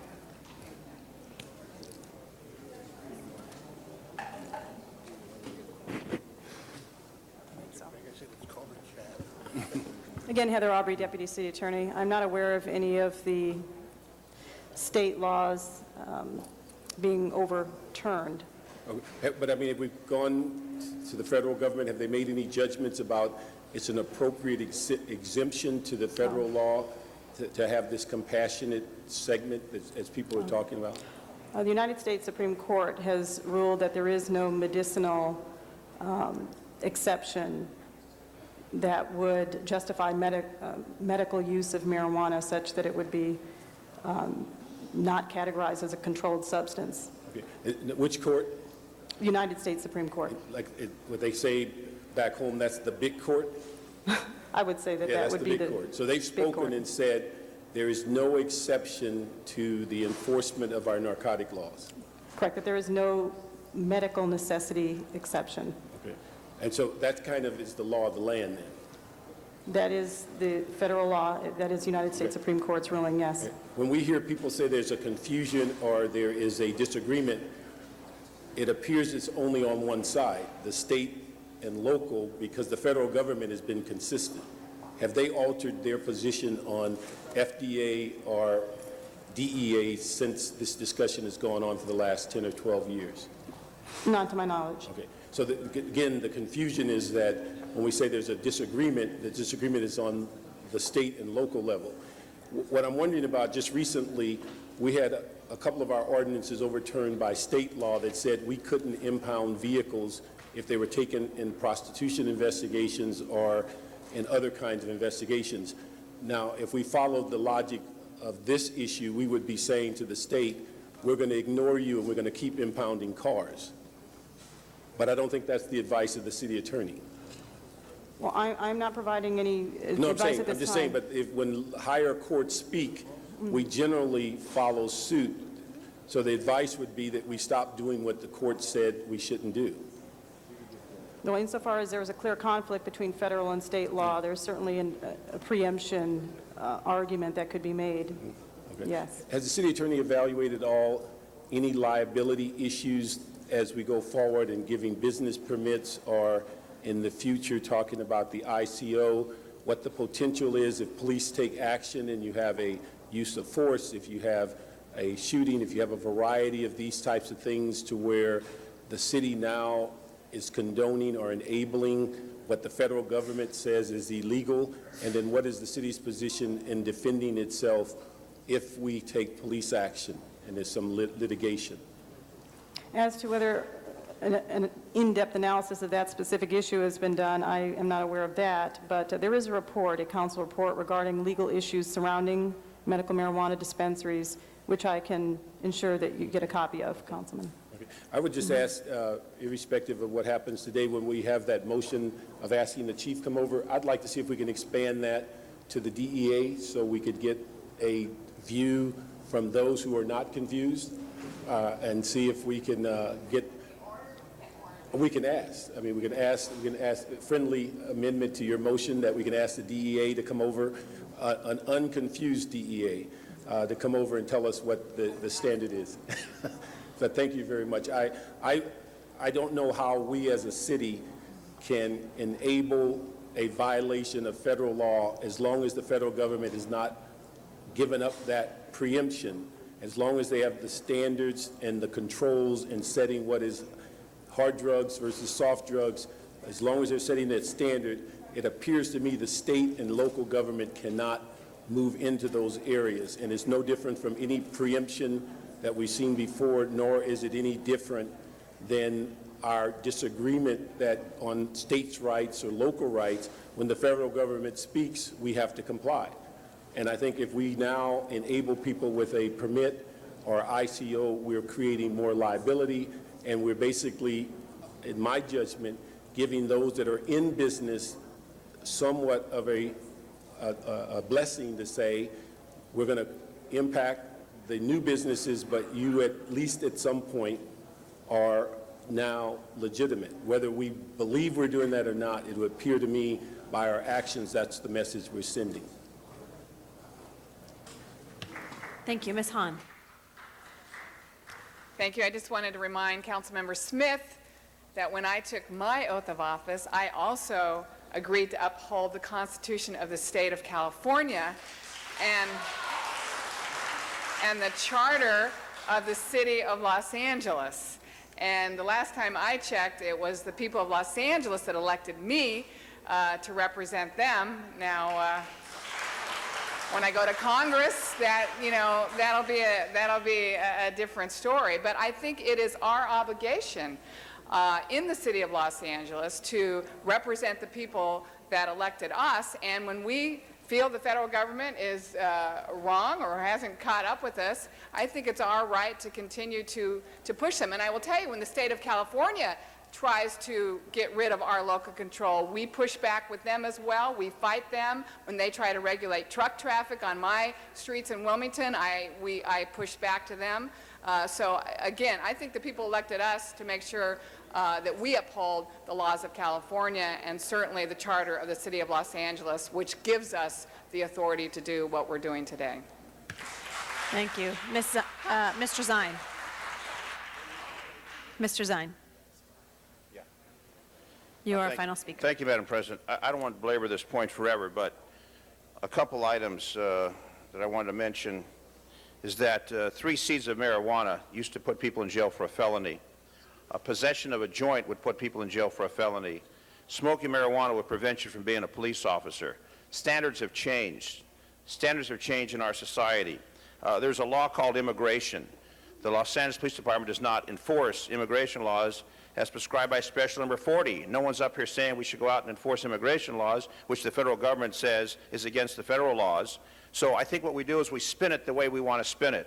All I want to do is close down the facilities that are contaminating the neighborhoods, establish the medicinal marijuana facilities that are helping the sick people, helping them survive with their illness, with the medication, the chemotherapy, the radiation, so they can have some productive life. That's all we're asking for. We're not asking to open up drug clinics throughout the city of Los Angeles. Their illegal drug clinics will be closed down. They will not be establishing in areas that are not zoned for those areas. And the Attorney General of the state of California said this is legal. And yes, there's a dispute between the California voters and the voters of 11 other states and the federal government. But Congressman Rohrabacher, a conservative Republican, was pushing Congress to take away funding from the DEA for this type of enforcement. And as far as what we're looking at, some people are going to say this is opening the door for medicinal marijuana. Well, let me tell you, folks, they're already open. Look at any newspaper, and they're all over the city. There's about 400 currently in operation. If we don't take action today, there'll be 800 next month, and then 2,000 after that, because this will prevent future openings. This will limit it to where it is today, bring it into compliance. This ordinance protects the community. It protects the people, the patients who need medicinal marijuana, and basically has compassion attached to it. So we want to talk about the federal laws. Why isn't the LAPD enforcing immigration laws? And I'm not advocating they do that, but you can use the same logic to say federal law says this, we're doing that. So the Attorney General says it's legal, the voters supported it, and my position is we need to show some compassion for the people that need this to survive, as well as those illegal facilities, to close those down, and this moratorium will permit that to happen. So I know that there are going to be maybe a couple no votes on this, and I just want to say for those council members that want to support this, you're supporting the people who need this to survive, and it's simply a compassionate act by the City Council of the City of Los Angeles. Thank you. Thank you, Mr. Zine. Madam Clerk, that item is now before us. If you could open the roll, close the roll, tabulate the votes. 10 ayes, 2 noes. That item's been approved. Forthwith. Forthwith. Mr. Clerk, next item. Item 22, called special by Councilmember Parks. Mr. Parks, I think we were holding this for a report. Are you ready to move on this item?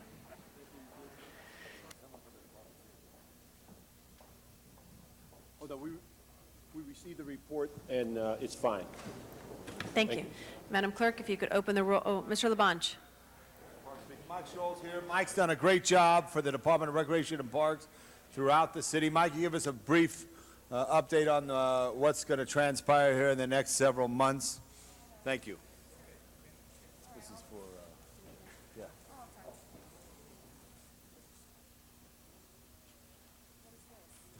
Good morning, council members. Mike Shaw with the Department of Recreation and Parks. We are moving into an implementation stage for erosion control for the park. What we're going to be seeing in the park over the next couple months is a method of erosion control which is called hydromulching. It's a wood product that has it's either a paper or wood mulch type product mixed with a tactifier that actually is applied either by air, by helicopter, or by truck application. And it's used just to basically hold the sediment in place. It's proven to be very effective and used by the U.S. Forestry Service and many other agencies, both private and public agencies. So that's the biggest initiative that we're doing as for use of the $2 million. The other kind of protective measures we're doing is we're going to be constructing debris fences in certain critical locations in the park to capture any high volumes of debris that comes down through some of the watersheds to protect private property. Those locations have been strategically chosen in different areas of the park where there's critical watersheds.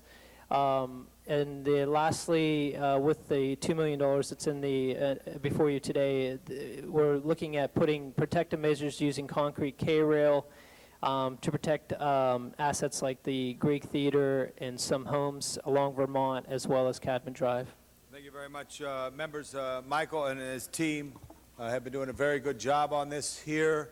The areas of concern of the watershed are Vermont Canyon by the Greek Theater, Commonwealth Canyon by the Nursery, Cadman Drive, which is on the eastern near Shannon Road, and Crystal Springs Drive on that issue. They're also trying to protect access, making sure cyclists and skaters and all get access when these other roads get reopened as they move forward. Look forward to working with you on this here, and I thank you. The last question. This is a $2 million allocation. Do you expect to have to come back to the City Council for more money, or do you feel that our outreach to the state grants that we may be eligible for may suffice? Well, we're still working on the some of the grant applications, some of the applications through the state. We're still exploring different avenues to try to get additional funding for the long term for the park, as well as some of the short term, especially during the rainy season, because there's going to be a great burden on the department as well as the city and some of the cleanup efforts we're going to have to do during the rainy season. The hydromulching is kind of the X factor. We're not sure until we get the bids in. We are putting that out to public bid. We've gotten some, we do have estimates on what that'll cost. It just depends on how much acreage we do with the hydromulch. Are any of the bids, could you ask what's your hourly rate? Meaning I'm Johnson & Johnson Mulch Company. Yeah. and I charge $250 an hour. Can you do it that way, or do you have to bid the whole job? Well, we bid according to, prevailing wage, so there's no, it'd be to whatever classification the labor unit is in. How many bids do you think we'll have? Well, we're going to have to do some outreach because it's specialized because we're going to want operations that have experience in doing this high volume of hydromulching. So I honestly don't know. Anybody from the Central Valley could help? There are some local companies that will likely bid, but there's also companies outside of the state that will likely Well, let's reach out and get all the best bids. Thank you very much, Mr. Scholl. Madam President, members, thank you. Thank you very much, Mr. Labange. That item is now before us. Madam Clerk, if you could open the roll, close the roll, tabulate the votes. 12 ayes. Item's been approved. Forthwith, Mr. Labange. Next item. Item 23, called special by Councilmember Cardenas, and there is an amending motion that has been circulated. Mr. Cardenas. Thank you. I'd like to get somebody up from the CAO and CLA's office on this matter.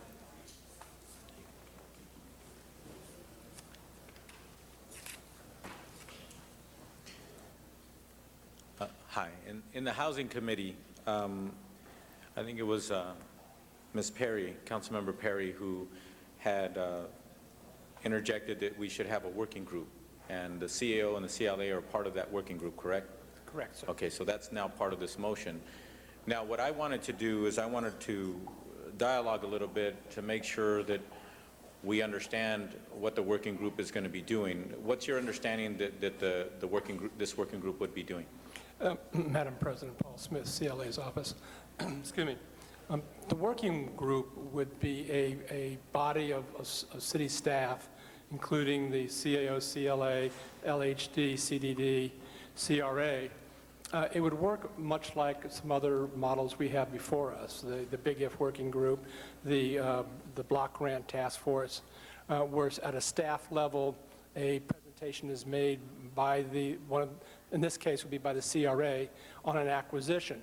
And in that one, we would look at it from different perspectives, different skills and talents from different offices, look at it and make a consensual agreement about whether it should be moved forward in the process. It is in my understanding. Excuse me, and sometimes that would be moved forward even after this working group talked about it, but they would attach some concerns or questions or what have you, and it could still continue to move forward, right?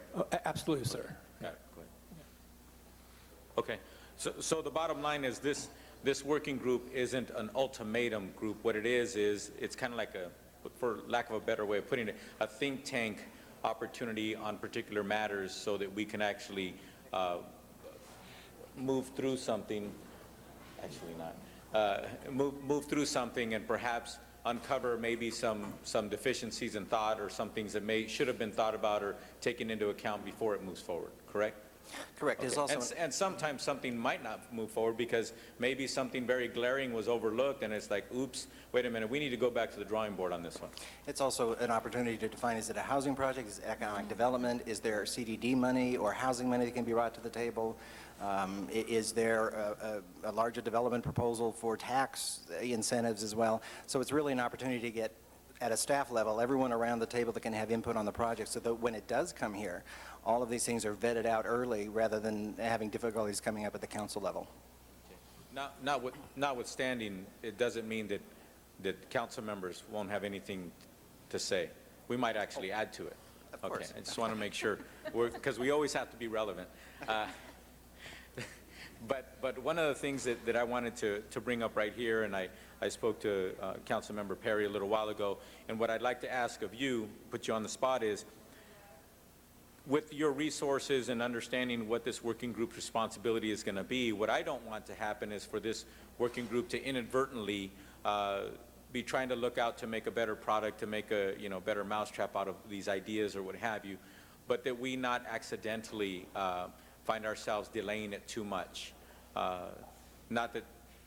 purposeful delay is a good thing. But if we accidentally say, oops, we put this on the back burner, we haven't been able to get around to it, and then we thwart the progress of something, can this working group make a commitment to meet no less than once every 21 days as these kind of ideals or projects need to be vetted?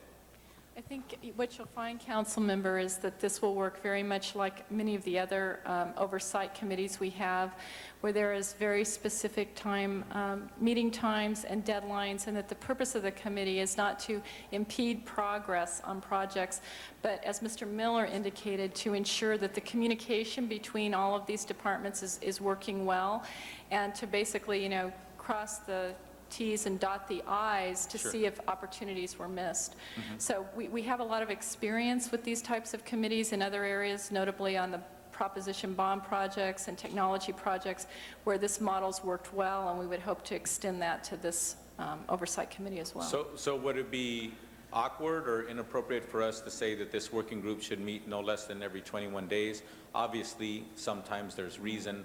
Maybe you met on December 20th, and there's really not any activity going on until the first couple weeks of January, or what have you, nothing contemplated, nothing pending. Obviously, a meeting on January 2nd, the first week of January, might not be appropriate, even though it's within 21 days.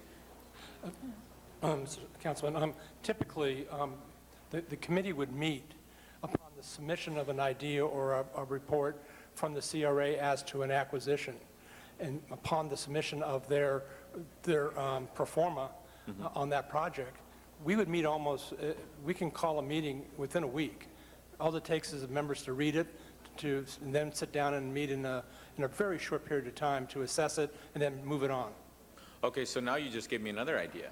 If the CRA formally lets you know that they want to move forward on something or what have you, can you make a commitment that, say, for example, you'll meet on that matter no later than 10 days from notice? Sure. Okay? Yeah, we can make that commitment. Is that okay? Okay, so therefore, I'd like to make an amendment, unless there's any objection from the working group, because logistically the amendment doesn't make any sense, that when the CRA notifies however method they use to say, hey, folks, you know, we got this great idea, and we'd love you to help vet it with us as the working group, that it can be no later than 10 days from notice that they have something they'd like you to contemplate. And then secondly, that the committee will announce that they will convene no less than 21 days. And if there's no purpose, that they communicate with the CRA. We're not convening right now because we don't see anything. They might say, whoa, wait a minute, we've got this thing going on, and we'd love for you to look at it. It's just helping to make sure that the left hand knows what the right hand is doing, and that you're coordinating and making sure that we don't, miss something. Ms. Perry said she'll second that, Madam President. Go ahead. In that vein also, in our report to the council, we recommend that there would be a quarterly fund manager reports. Those fund managers. We don't want to remove that. Okay. In addition, not that you don't have anything to do already, I'm sure, but is that something that can be adhered to if that's part of the motion? Okay. fine. And I say that respectfully. I mean, I'm joking a little bit. The public's looking at you and they're probably thinking, what's the big deal? There's a lot on your plate. I mean, we have the head of the CLA here, head of the CAO here. You're covering vast quantities of information. We have many departments, many issues to cover. I just wanted to make sure, if I make those amendments, I want to make sure that we know that we can meet that. Okay? Okay. Thank you. Thank you very much. Mr. Parks, followed by Mr. Wesson and Ms. Perry. Thank you, Madam President. I just would like to know, on the issue of the task force or the working group, was there any consideration of planning department? Because one of the things that we run into all the time of people attempting to do projects, that we have two different systems, one planning and they forget it's CRA, and if they go through CRA, then planning's waiting for them, and it's almost like an I got you at the end of the process. And I was wondering whether planning plays a role, or do we depend on the CLA, the CAO to bring them in if needed, or how do they become part of the mix? Well, I think certainly we'd bring them in as needed. And again, in all of the bond projects, there's the core group, and then other people are brought in on all the oversights as needed. We can certainly contemplate that, but I imagine that a lot of these issues are going to be brought forth prior to any initiation of any planning activity. I mean, this is really sort of the acquisition. This is kind of the initial phase.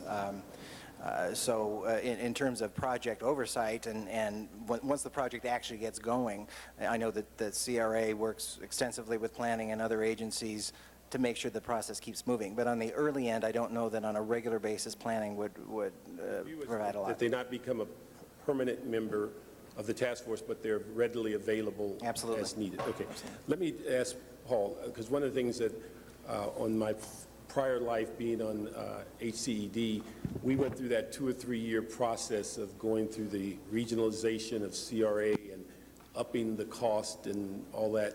And it seems like in this budget we're going just the direct opposite. At the same time, we've left that superstructure in place called regional areas with the same high cost, but yet we're adding another 23 people onto that mix. And I'm just wondering, how do we reconcile that? Being that you wrote a report that said it was okay.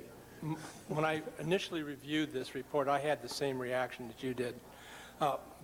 That principally was because I didn't think at the time we were looking at the time of decentralization, a process by which you could fairly and accurately allocate cost allocations to the different regions and project areas. One that would be fair, would be equitable, and really did represent the true cost of doing that piece of work. The way they have done it now, they have put some money and expertise into developing a new budget system. That budget system itself allows them to accurately, more accurately anyway, do those cost accounting, so you know what that engineer in the central office is going to cost Canoga Park to do. Because the engineer is situated in the central core, doesn't mean it's not going to give them a good product on their request. And they have 2 ways they can do this. The guy in central office can either do a work objective, and that would be, I'd say $10,000 would be accrued to that work objective. The other way they do it is indirectly, and they have a better cost accounting system, and they're using essentially proxies for that work, for the percentage. My sense is that as they expand, there is a need not only to have a physical presence in the field with planners and other folks, but there is still a technical responsibility in the central office, environmental, real estate, finance, and engineering that can be utilized by the various regions and project areas.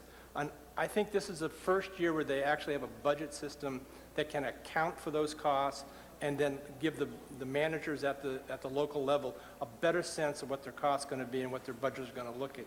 So we're going to continue looking at how this plays out in the next year, and then we'll report back to you if there's any modifications that are necessary. You know, the concern I have is that if you have a district like the 8th district, and I think our 5 or 6 areas are in deficit in the sense of no money to really redevelop, adding more administrative staff that doesn't produce revenue makes you wonder as to, at least from my district, what that investment is going to eventually bring about, because being able to tap into an environmental person and all that, unless you have TI to create a development, it doesn't seem like you're going to be using those resources very often. And to have staff with no development money doesn't seem to be reasonable either. And I'm just trying to judge how it's going to impact areas that do not have the TI that's overflowing or that has access. Because what I've seen for the last 4 years is that we've hired staff but have minimal to no money to develop. And so you begin to wonder, what does the staff do if they're not developing something? The agency is essentially 32 different budgets. And those by state law, the revenue collected tax increment must be used within those areas unless you have a finding of benefit for other areas. in this budget, they've also done something else. They've also taken money from their discretionary pots and from their general revenue and commingled them. And some of that will be used to help finance on the operations and then program side, redevelopment project areas that don't have those funds that are collected from tax increment, from increased valuations of land. That would be one method by which they reach out into the general pot, help out the guys who are not getting the financial wherewithal to move forward. But on the staffing side, it's the same thing. If you can't create or generate the wealth, the TI or other sources, then you're also limited. The central office staff, when you have a project and you work objective, let's say it's in CD8, well, they're going to look at an acquisition or a construction project or an infrastructure improvement. Hopefully there will be sufficient program incomes to do that, and if you need an engineer to help you with that, they will budget that money for a central office engineer to do it. It wouldn't make much difference if it was in the project area or if it was in the central office, as long as there was a true understanding of the cost and there were personnel available to do the necessary work that the regional or the project area needed to be performed. I could be more supportive in the sense if it were, these positions were creating revenue, but we're still dealing with the same limited amount of money of TI, and if it's not going to grow, then we're putting our money into staff, and at the end of the day, you say, okay, what do we develop? And that's what's confusing. Hopefully by investing in an area, by the agency investing its funds in an area, that will spur private investment. Therefore, private investments, hopefully in land and other activities, will increase the valuation of those properties. Therefore, the TI starts to move up, and there's more money funneled back into the project area. But it's a tricky. You're right. It's a tricky proposition on to how you take areas that have a limited capacity to increase their revenues, and yet do the things that need to be done to redevelop, revitalize those areas. And I think the agency is working in a manner now where they're one of the things they've done in this budget is take their anticipated carryover and place it more, focus it in the first year. So there's a larger pot of money that can be allocated to different project areas, and they have a better understanding of how much they have so they can plan better, they can be more effective, and they can implement more efficiently what they have to do. It is a complicated process, Councilman, and it's a process that takes a lot of forbearance on people's part to see how what you do today will get a product improvements tomorrow. I think maybe your concern was whether those project areas that don't have a lot of activity are going to be unfairly burdened with costs of the additional staff. Was that? Well, No, that's okay. not my Okay. concern, because Okay. you can't overburden us because we have no money. Yeah. I mean, so the issue is that our issue is if you are spending what little money you have on staff and there's no money to develop, what's the purpose of the staff? Because what I see these positions to be working for are districts that have significant amount of money to do projects. It doesn't seem like we'll be calling on an environmentalist and an engineer if you don't have the money to develop. I mean, so so we don't think our money is being taken. We don't have money to take. Our concern is how do you keep justifying a staff for a region that's not producing TI to work with? Ms. Perry. Ms. Perry.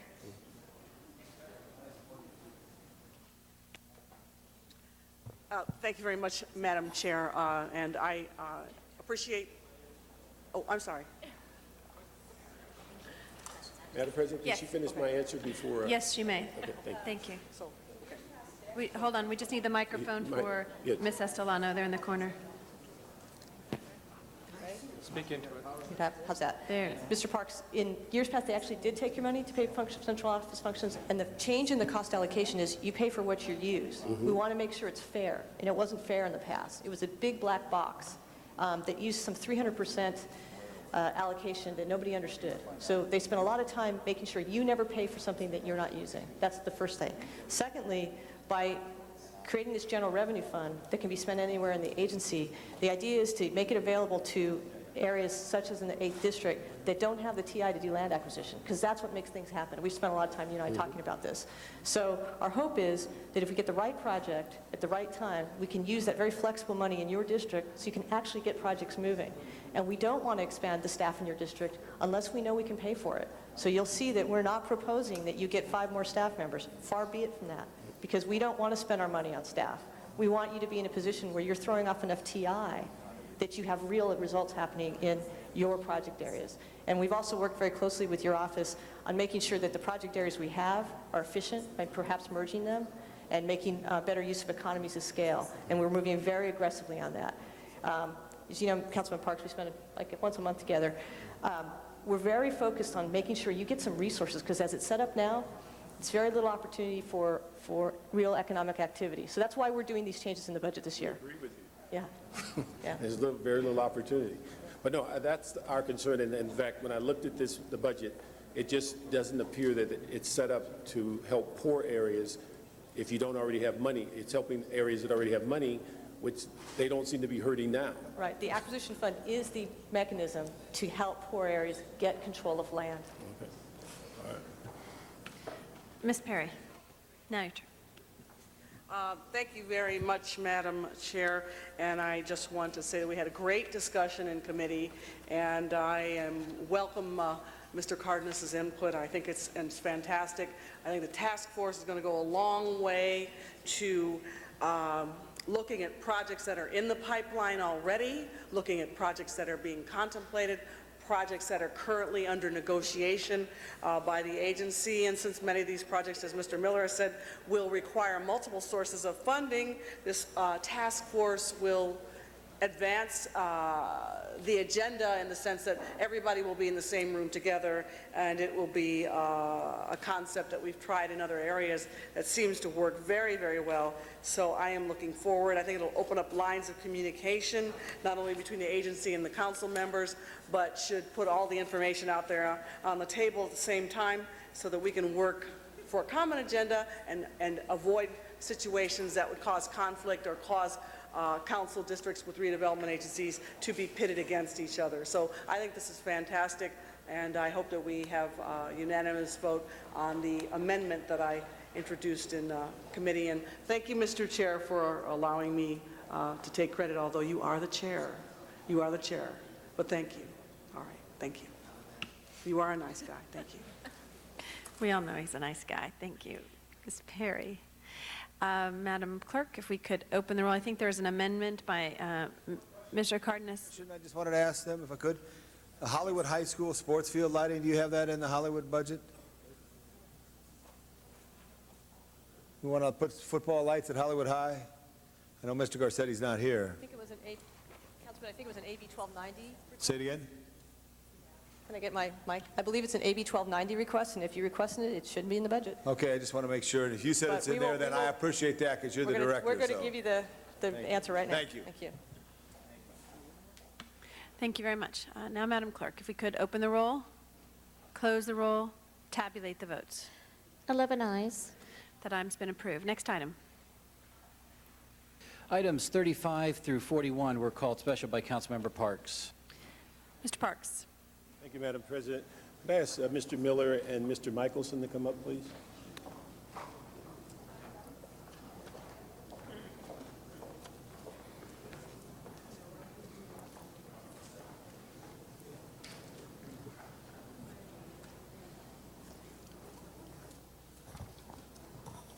Good afternoon, council members. David Michelson with the Office of the City Attorney. Yeah. Mr. Michelson, we've had a few conversations about this whole issue of foundations and the current ordinance. Could you give us a thumbnail of exactly what the purpose of the ordinance and what we, as a city, would be striving for in complying with the ordinance? I'd certainly be pleased to do that. In the city administrative code, there are provisions that deal with the donation of gifts to the city, which would therefore involve any city department. The donations could be cash, the donations could be equipment, services, goods, supplies, materials, what have you. The city administrative code is fairly clear and is fairly simple. It requires that any donation to the city of cash, goods, materials, supplies, services, whatever, that has a value in excess of $10,000 first come to your body, the city council, for acceptance. The number probably is a little higher than $10,000 because there is a cost of living escalator to be applied annually, and I don't know what the actual number is, but it's probably somewhat slightly more than 10,000. If the value is less than that threshold, it need not come to City Council for first acceptance. I'll also add that what I just spoke about is sort of who in the city family gets to accept these donations, and that's fairly straightforward, as I mentioned. A related issue concerns the city's procurement rules and laws. If what's being donated to the city is anything really other than cash, equipment, goods, material, supplies, services, and it's being provided and paid for by private funds, the city procurement rules and laws would not be applicable, would not apply. If, however, the donation to the city is cash, once that cash gets into the city, into city government coffers, that of course takes on public funding, and those public funds would need to be spent in purchasing anything through the city's procurement rules and regulations. So again, if it's a donation of cash, the city's procurement rules and laws would apply. And that's sort of a thumbnail sketch as to what the city ordinance provides for. Are there any, in the administrative code, any prohibitions or any sanctions if the product or service is accepted before it comes to the council? Did the council have any recourse? The city ordinance is presently drafted, does not address or discuss what sort of the ramification or sanction might be if a department were to use a gift or donation prior to city council having an opportunity to accept it. And again, these would be donations that exceed the threshold dollar amount. But it is the city law, it's in the city administrative code that your body have that opportunity to accept first if it's above the threshold. Just the law does not go into what the ramifications of not adhering to the law might be. Mr. Miller, could you give us, from your perspective as a CLA, why it's important for the compliance with these rules as it relates to budgetary and also following the city's mandates on procurement? And just to bring your attention to the recent article with the Housing Authority in which sole source and contracts were issued to friends or relatives, and what are some of the perspectives as far as you looking at this from the perspective of the council and what we should be guarding against? Well, certainly the overall issue of transparency is something that the council's, always been very concerned about. Some of the issues on donations might be whether acceptance of the donation is obligating the city to incur future costs, whether it be equipment maintenance or what have you. Donations of software, certainly some of the questions that might arise would be, is it compatible with existing systems and software? Can ITA support it? Would it require a longer-term contract with the provider to do the system support and maintenance? So in essence, I think it's to ensure that all of the ramifications of the acceptance of the donation are clear before the donation is accepted. Yeah. And is the reason for that, if we absorb that in our inventory, that we'd be responsible for maintenance, repair, and possible replacement at some time? Right, which could be entirely appropriate. Again, we're not purchasing the equipment, so we're saving those costs. So that's not to suggest that that's necessarily problematic. It's just an issue of making sure that all of the impacts, potential impacts of accepting the donation are clear before the donation is accepted. Okay. So it should be clear what we're accepting and whether it's our intent to maintain it or whether it's a one-shot deal or whether we're going to replace it upon its becoming in disrepair. That should be part of the review process. Correct. Okay. And then if you could touch on the issue of the cash money, what are the pitfalls if we have departments that are spending large sums of money and not going through the issue of RFPs or all of the procurement processes that are in place? Well, I think as Mr. Michelson indicated, if cash money, if it's cash that's being donated, then they need to follow the city's procurement processes in spending that cash. Failure to do so, I would imagine it perhaps is a question that Mr. Michelson ought to address, but failure to do so could lead to potential, liability.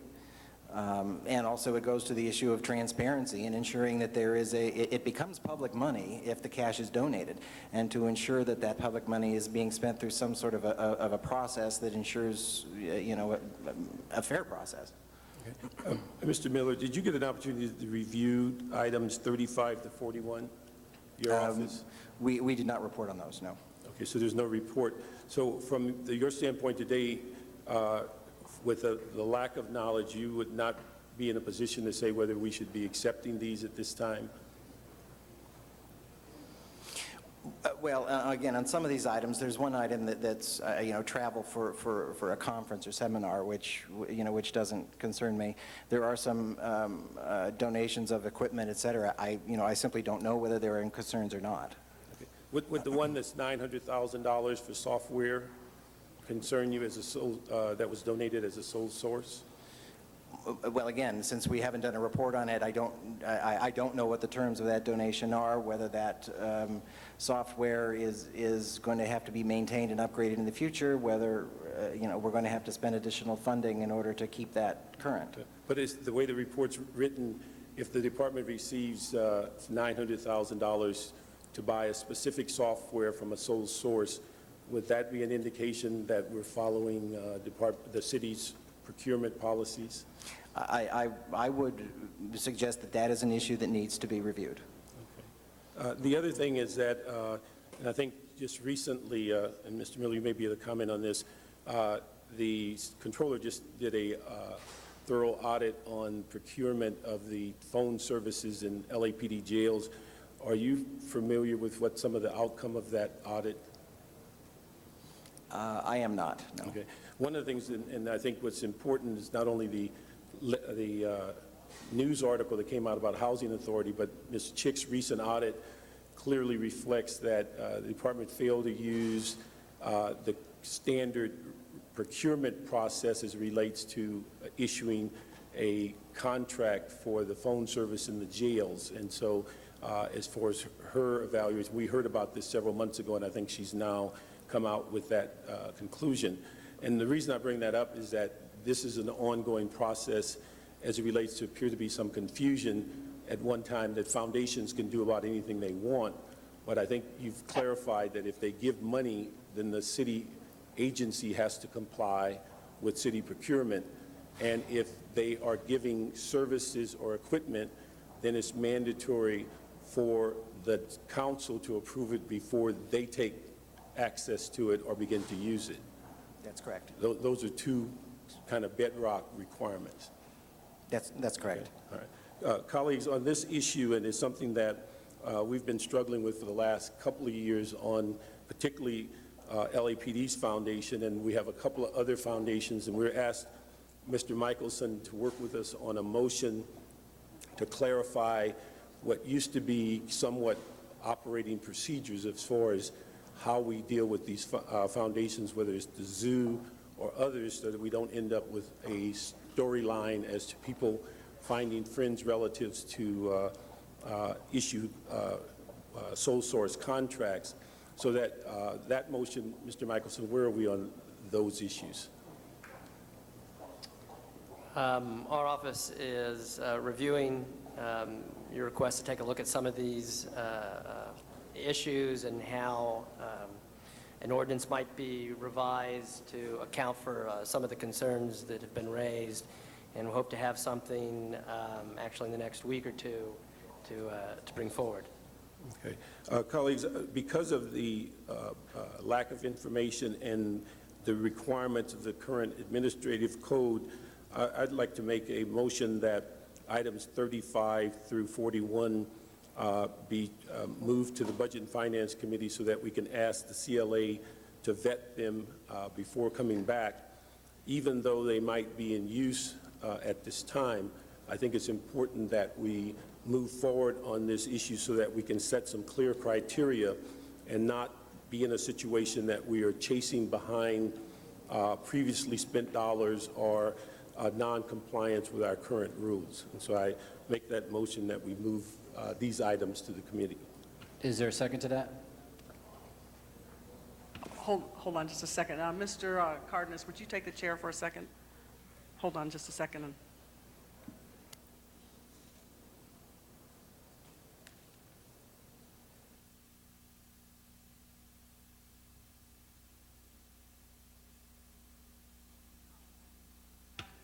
Councilmember Perry, sorry. Mr. Parks' motion. Okay, the motion's been seconded by Councilmember Perry. Councilmember Weiss? Thank you, Mr. President. We have Rhonda Sims Lewis here from the department. If you could come forward. And Chief, you're coming forward too. I don't know if I don't think. Did you want to speak on this item as well, Chief? Okay. Ms. Sims Lewis, why don't you respond to what you've heard so far this morning? Okay. I think Hold my time, please, Mr. President. I think that I heard that the councilman is concerned as to whether or not we're following city policy on accepting donations. Currently, we have in place an admin order.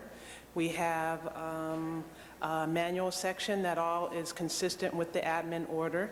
The process is that if a donation is either solicited or is offered to one of our officers, one of our divisions, our captains, what we do is the captain or the commanding officer of the division will send that donation up for approval through his chain of command. Then it comes to our administrative office, which I'm the CEO of. I check that donation to find out whether or not there's any conflict of interest involved. And if it's not, and it's less than $10,000, it goes to our police commission for approval. And if it's over $10,000, it still goes to the police commission, and then it comes to this body for approval. Okay. I think the one that most caused the councilman concern was an item that involved software for our training division. That was donated, the funding for that contract was donated to the police department by the Police Foundation. It is a 3-year agreement that the Police Foundation has agreed to fund for 3 years. This body approved the project director that would be the head of that contract. Our goal involved in that contract is to streamline our training, to get it automated, get it online so that more police officers can take advantage of our training, and we can take our training out to where they are instead of having to take them out of the field for training. So the contract was with the Police Foundation, and they donated that service to our department. So the city is not on the hook and locked in to this software system in perpetuity? No, it's not. And in fact, the CAO's office and this body supported that project because you granted us the authority for a project director in this year's budget. Tell me precisely what you mean by that. What exact action was taken to support this project? We asked for several staff members to support the project, but this body approved the project director, It's at the Senior Management Analyst 2 level, and that person will be working with the contractor to institute the software to help streamline our criteria, automate our criteria, and get our training online. Also, the goal of this program is we have a lot of agencies that approach the Los Angeles Police Department for our training. So our goal is to package some of this training, and this contractor is going to help us do that so we can possibly sell this training packages to other agencies and help them. And then at the end of that, as we go through this 3-year phase-in period, we're hoping that we will be able to pay for the program ourselves out of revenues gained from our sales. Okay. If I could ask you to look at, Mr. Parks called special all of items 35 through 41. Let's just jump through a couple of them. Could you look at item 40 for me, please?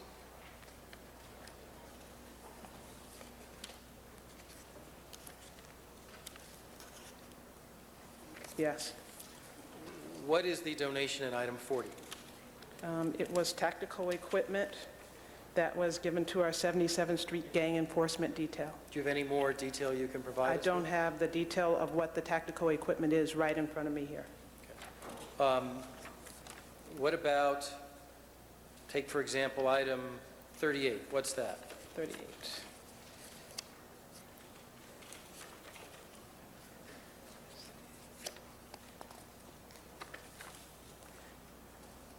$38 was software and training for our Force Investigation Division. Okay. What about 37?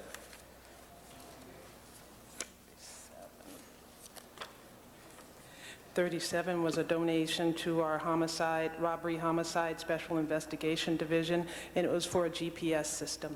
And what was the purpose of that?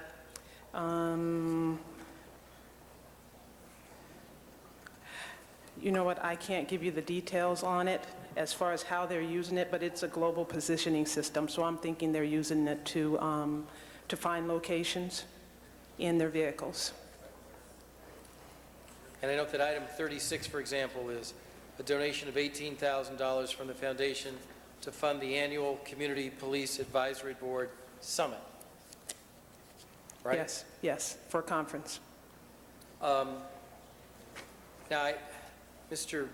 Miller, you have a staff member assigned to the Public Safety Committee, isn't that correct? That's correct.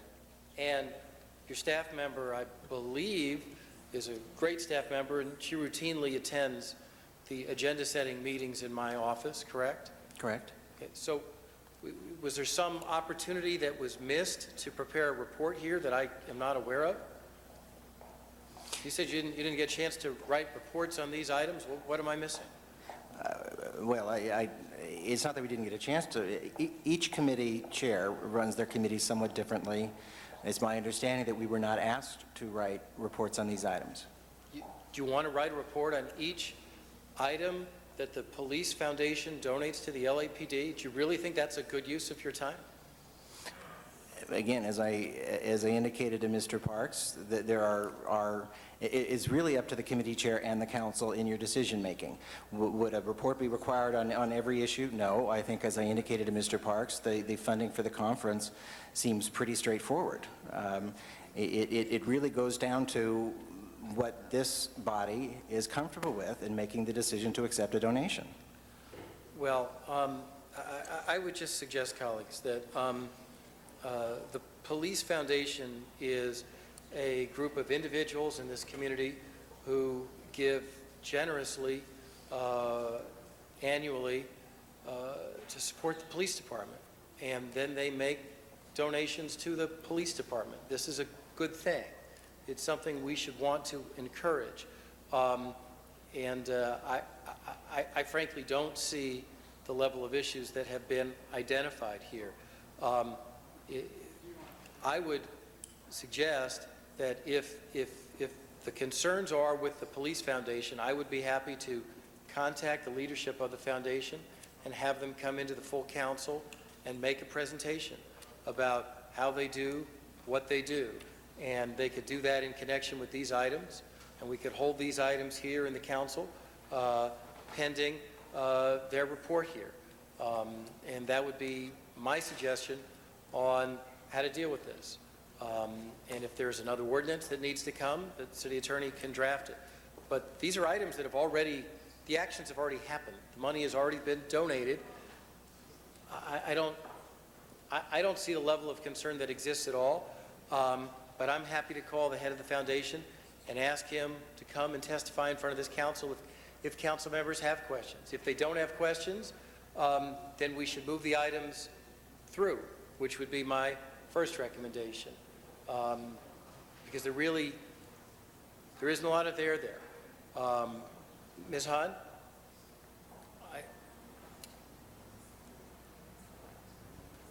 I'm happy to do it either way. My recommendation is that we accept the donations. If there is a public policy issue that needs to be addressed in the future, we can address it on a public policy level. If there's some concern about these donations, I would like to call Mr. Wyatt, the head of the foundation, and ask him to come and speak before the council. Mr. Cardenas, followed by Mr. Labange and Mr. Parks. As I was listening to Councilmember Parks, what I extracted from what he said is it's a matter of procedures, and it's a matter of us exercising our responsibility and authority. That's what I heard him talking about. I didn't hear him much about a specific item, a specific amount of money. What I heard Councilmember Parks talk about is that we should take note of the fact that we do have a responsibility. There's a reason why these matters come before the council, the only elected body in the city of Los Angeles. With all due respect, I don't understand the relevancy of the people who are members of this foundation or this not-for-profit board that raises money for the police department so they can do good things with it. I don't understand the relevancy of that and us exercising our responsibility and authority to actually review this in a certain amount of detail. In this particular case with our CLA doing a report, whether the report is a one-liner saying, looks good to us, the fact of the matter is, that's what you do.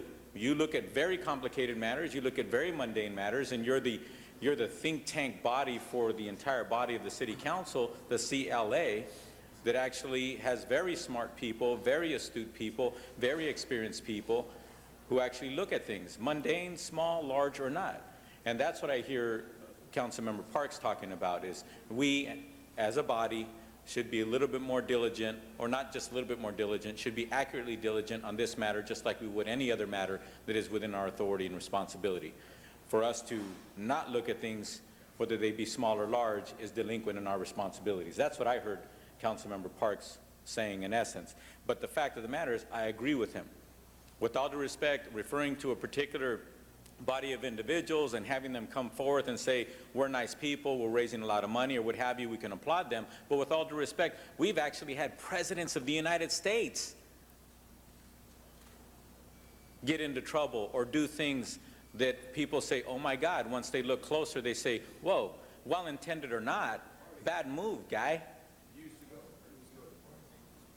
We've had presidents of the United States impeached because of things that happened or what have you, because in my opinion, too many people said, oh, he's cool, everything's just fine, no need to look at it.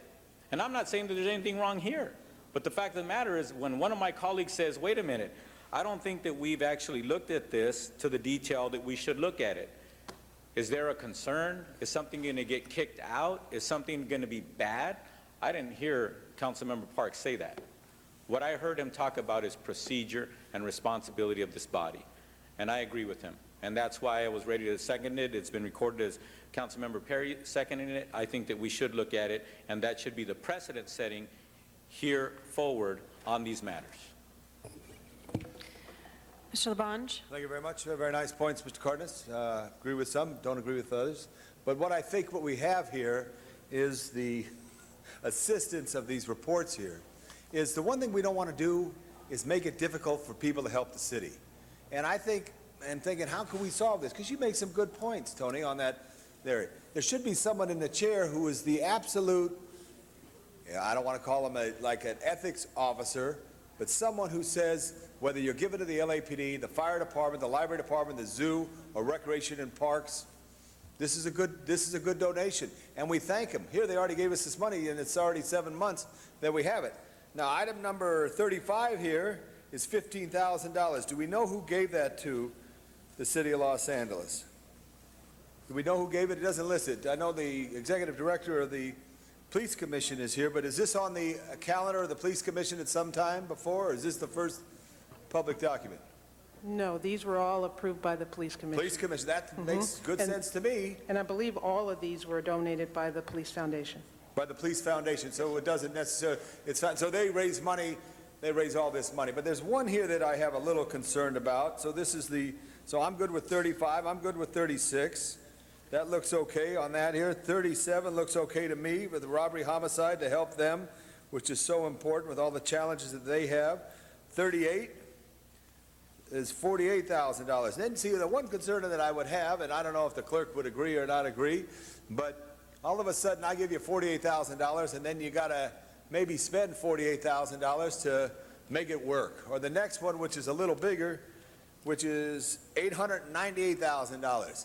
So all of a sudden I donate $898,000 to buy my system or to use my system, and then you gotta buy $1 million worth of systems. Now, and please forgive me, and I hope I'm not offending the person who donated this for the sum total learning management software system, but something at a certain number, you know, something for internal use of the police department, to be able to move people around, to be able to attend conferences, to do what they think is best, approved by the police commission, I would support.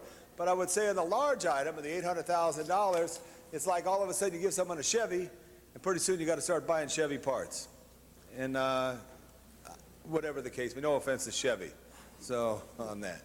Anyway, you got my point there. Mr. Miller, give me my critique. Tell me, did I make any point there and I give you some idea there? Absolutely, Mr. Lamonge. Yes. Yeah. So I'm thinking the small ones we approve, but if it's over $800,000, I just wanted to say, you know what? That's a great deal for the city. I think Mr. Cardenas said it best. It could be one line. It has to be, but someone should look at it. And maybe, Mr. Miller, there should be a city person who's responsible for looking at all these donations that make sure that we're doing the right thing from whatever department that we are. And I thank those who gave so righteously to the City of Los Angeles and to the Police Foundation. Thank you. Is that in the form of a motion, Mr. Labange? The last one, and have the last one go to the CLA.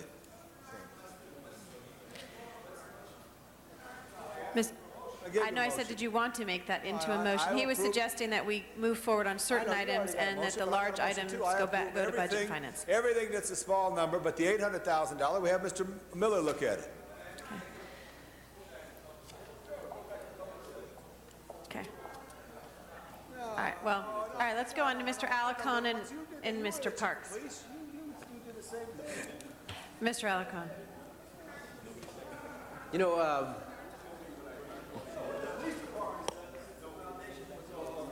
Madam Chair. Yes, Mr. Alarcon, please speak. You have the microphone. But I don't have the strength.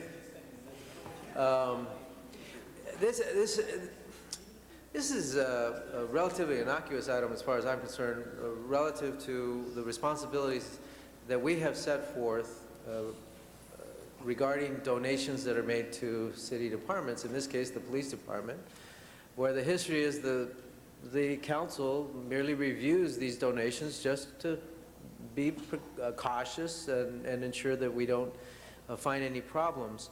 I think it's reasonable to ask the CLA to report on these items, and I think that's all that Mr. Parks is asking for, that we shouldn't just approve these things willy-nilly without any kind of report about the kinds of things that got us to the point to ask us to review them in the first place. And that is there any ethical concern? Was the donation substantive in terms of the benefit to the police department for, most of these cases, it's training or equipment, whatever it is. Did we need it? Is anybody getting any special favors? It's almost like a checklist that the CLA could come up with to report back. In this case, we didn't get that kind of report. Mr. Parks is asking for that kind of report. I don't think it matters whether it's $10,001 or $1 million. The policy says anything over $10,000 should come to review by the City Council, And so I think, Mr. Labange, that every item over 10,000 ought to be reported on by the CLA. I think that's a very reasonable request. Frankly, I don't understand all the discussion, and I support sending this matter back for a quick look-see. I don't know about you. Did you want to hold off on the donations? They've already been accepted. The issue is, we're saying there's a process. So even if we don't approve the money, they've already got it. Yeah, So the issue is it's a process that we're trying to get done so that we don't have a runaway situation and we don't read about it So later. we merely want to send this back to committee to We get want a to send back report from the committee and have CLA. the CLA go through it as they have been mandated in the past. Yeah, let's go, folks. Let's send it back to committee. Let's move on. Mr. Parks, then followed by Mr. Weiss.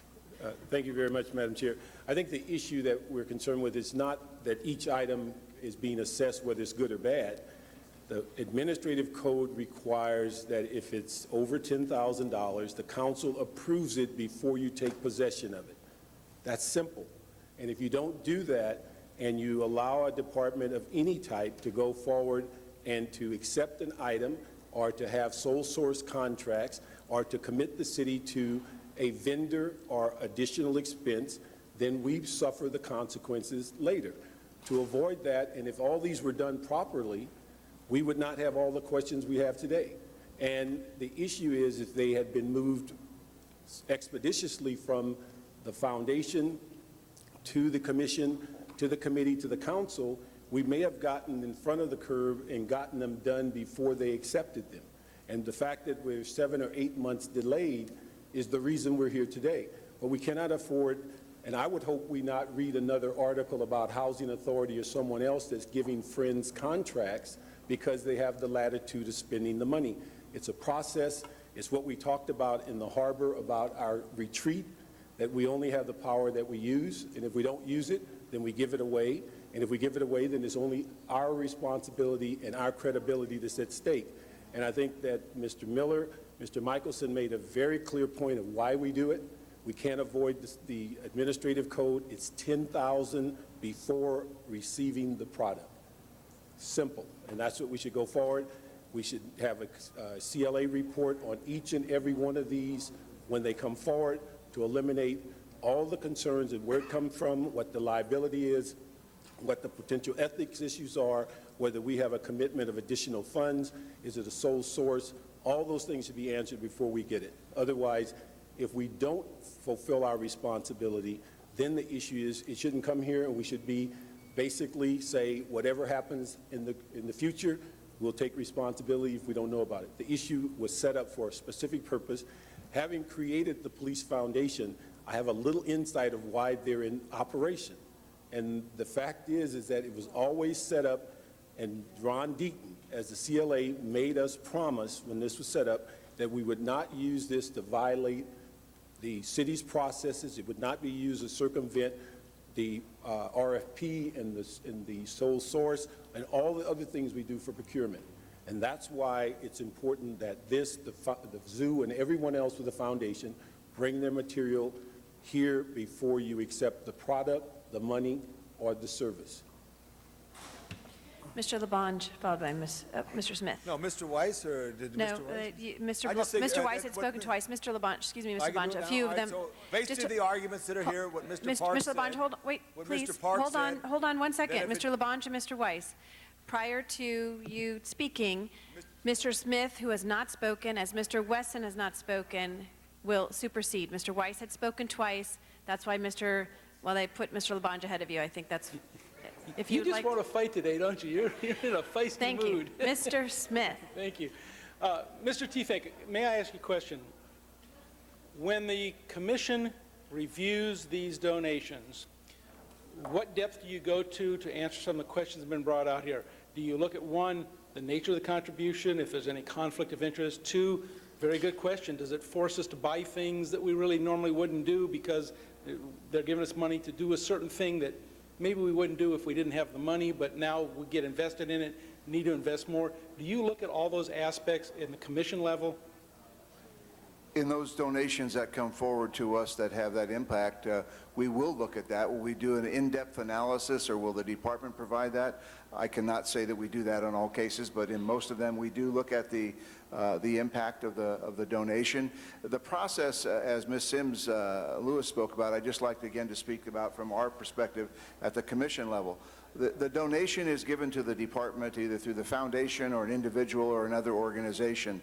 That document then generates out of Ms. Sims Lewis's office. It comes to the commission, and we put it on the agenda. If it's under $10,000, to accept the donation. If it's over $10,000, to look at the donation and transmit it to City Council for formal acceptance. For those under 10,000, and that may be where the concern is, that they're flying under the radar screen of our purview. We're essentially what Mr. Parks is saying is the commission actions aren't enough. We want to take a look at it as well. Is that your take on it? Well, I heard Mr. Parks say those that don't meet the current threshold of 10,000 where they are able to be approved by the commission, in our case, they would be approved there. Those over 10,000 would come to the council before any action is taken. Right. Right. And that's what I understand. And that's what they do anyway. We do that anyway, by ordinance. That's correct. The issue is they go through the process, but they often accept the service or the product well in advance of the acceptance by the council. So we're approving something that we don't know what our financial liability is in the beginning. So, and often if you read these reports, we're approving something we don't know exactly what it is. So the issue is we're saying we need it to be vetted by the CLA to tell us, do we have a financial obligation? Do we have a liability? Is it an ethics issue? And all we want to do is comply with the administrative code. That's all we're asking. Well, my concern has been in committee, and that is the lateness in which we are seeing these things so far after the fact that we couldn't do anything if we wanted to do. And Mr. T, thank you came to us at the previous meeting or two and said you're going to expedite that system, get these things to us faster so we can see them without holding up the process of the police department. Is that correct? We generally transmit these documents to the mayor and city council within a week, and sometimes the day of the commission meeting. I think the ones that are before you today, if you look back at the transmission dates, they're within 5 to 7 days of when the commission took action.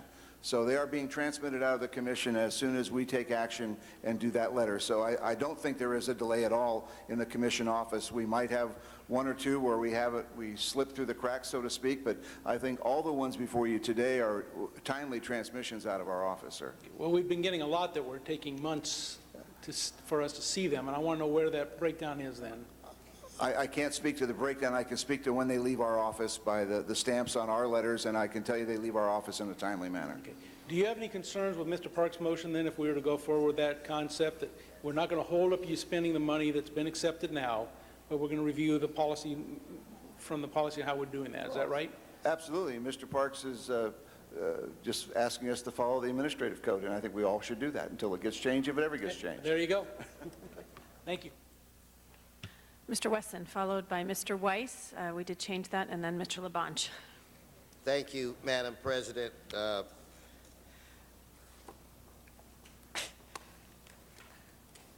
Maybe I'm confused on a regular basis and don't know it, but I know that I am confused on this day.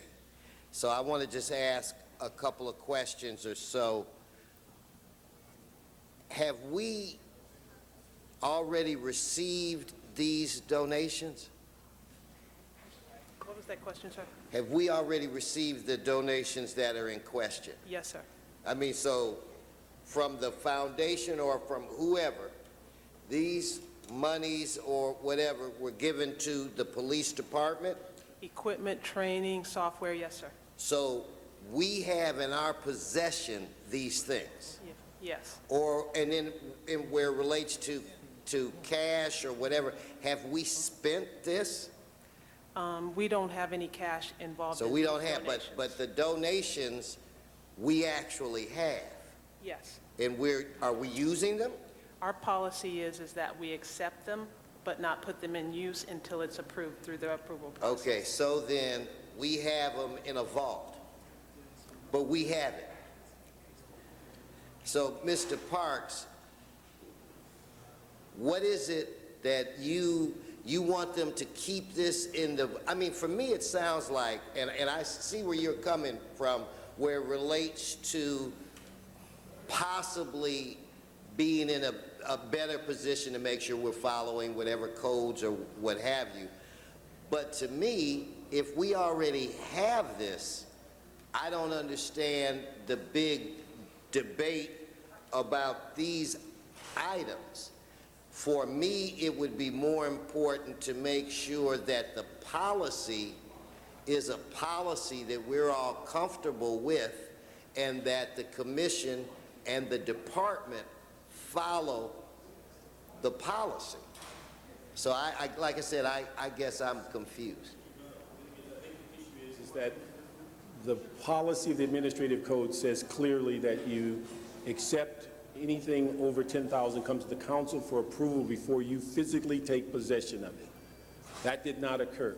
So the issue is we're 7 to 8 months behind the curve in accepting these. What we're saying is if you don't vet it with the CLA, then you're making decisions on financial commitments that you don't know what your commitment is, or you are giving the department the wherewithal to spend money on sole source, which is not within our guidelines for spending money. So if you give them $900,000 to buy software, they must then follow the city's procurement guidelines of RFP and all the other things. They just cannot take the $900,000 and sole source it.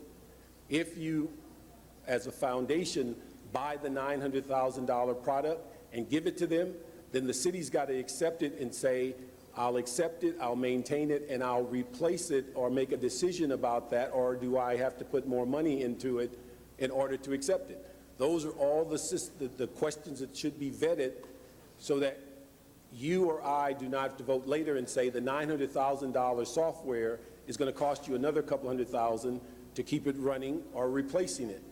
That's the purpose of vetting it before you get to use it, because there's times in which, and this goes back a ways, when people would give us computers and we'd say, great, I got a computer, and the city would say, it doesn't meet the standard, you can use it until it breaks down and then it goes away. We will not put it into our inventory. That's the reason for vetting this. And the delay is the reason that we're talking about retrospectively on it, is that in most of these, the commission sent them over in December or January. We're now into July, August, before they come to council. Well, the issue clearly in the administrative code is that they can't use that those services or equipment until we as a body agree that we're going to accept it in our inventory. And Mr. Parks, you've taken up Mr. Weston's time on that part and answering that quick question we gave you. That, so, Mr. Weston, you have something else? Well, just a couple, if you would allow me to. I rarely go over, if you would allow me that flexibility. I definitely will. I was just giving Mr. Parks a hard time on that one. Well, and you were very eloquent in the way, very artful. So specifically, just so that this makes sense for me, Mr. Parks, what is it that you are suggesting? Simply that these several items go back to committee, allow CLA to go vet back them. Where? To committee. Which committee? It could go back to go to budget finance, go to public safety. All we want to see is a CLA report that vets them, so when we approve them, we know exactly what we're approving, what the extent of the cost, and all the things that we need to know in order to make that decision. Okay, now I could probably live with that if it were to go back to I think that being a chair myself, that I would feel, I think that it should go back to the committee of origin, which was public safety. We have no problem with that. And I would think that we would then get some kind of a commitment that this would be done like immediately, and that the CLA would review these, and that makes sense to me. I'm on that committee. It makes no difference, either committee. Mr. Weiss. No, Ms. Simpson, go ahead. Oh, just for the record, I just wanted to say that all our systems and software-related equipment that we accept has to go through our Information Systems Bureau, and they have to check it to make sure it is city standard or that we can maintain it within our current budget. And the item that seems to be causing the most concern is the contract that the LA Police Foundation granted to us, the contractual services for that sum total training. I just want to put everybody at ease that the services that are involved in that are all covered through the contract, and anything ongoing past the 3 years, we believe we will be able to pay for out of our own revenues that we're going to generate from that program. So, and again, this body did review this during the budget process and granted us the authority for the project director on this. So this has come to the council before. Thank you. Mr. Weiss. Okay. I just, and that's it's fine. It's fine to have the CLA do a report. But I just want to ask Mr. Miller, I mean, looking at, for example, the Community Police Advisory Board Summit Foundation donation, what are you going to report on that we wouldn't already know? On that particular item, Mr. Yeah. Weiss, as I indicated, it's that one is pretty straightforward. I don't know that we would say anything other than it's for the conference. All right, well, if all this discussion is about right now is whether there ought to be a CLA report that will then accompany these items to council, that is fine. And I will bring them back in committee, and I'll ask the CLA to do a report, and within the next week or so, we'll bring it back to council. That's fine. I'll do that. We now have Mr. LeBond, Ms. Perry. Jerry Miller, all the donations, I'm just thinking of other departments. Do you review them at all? I mean, are we following procedures? Just look at it and let us know, and I'll talk to you later on it. Okay. I support the effort. Thank you. And I know Ms. Perry was going to say she calls the question, and she's the last speaker. You're calling the question. Madam Clerk, if you could open the roll, this will go back to Public Safety Committee. So, Madam President, this would be to send the matters to Public Safety Committee for CLA review. That is correct. Madam Clerk, if you could open the roll, close the roll, tabulate the votes. 11 ayes. That item's been moved back to committee and will come back. Thank you. Next item. Item 42, called special for cards from the public. Mr. Sachs.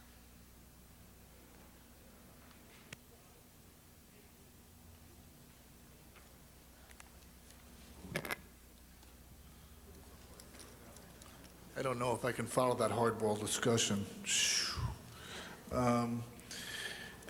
This is involving some ethics. I actually would like to applaud Councilwoman Hahn for calling for a audit for the regarding the story from the LA Times with the Housing Authority. But I'd also like to look at the fact that although it was an employee that was terminated or put on paid leave, the political connections. Excuse me, Madam President, I don't believe he's talking about the conflict of interest code for the CAO. We're talking about conflict of interest with other departments, not necessarily the CAO. And the fact that... Excuse me, this agenda item has to do with the conflict of interest code for the CAO. Okay. Do we have a rubber stamp for ethics?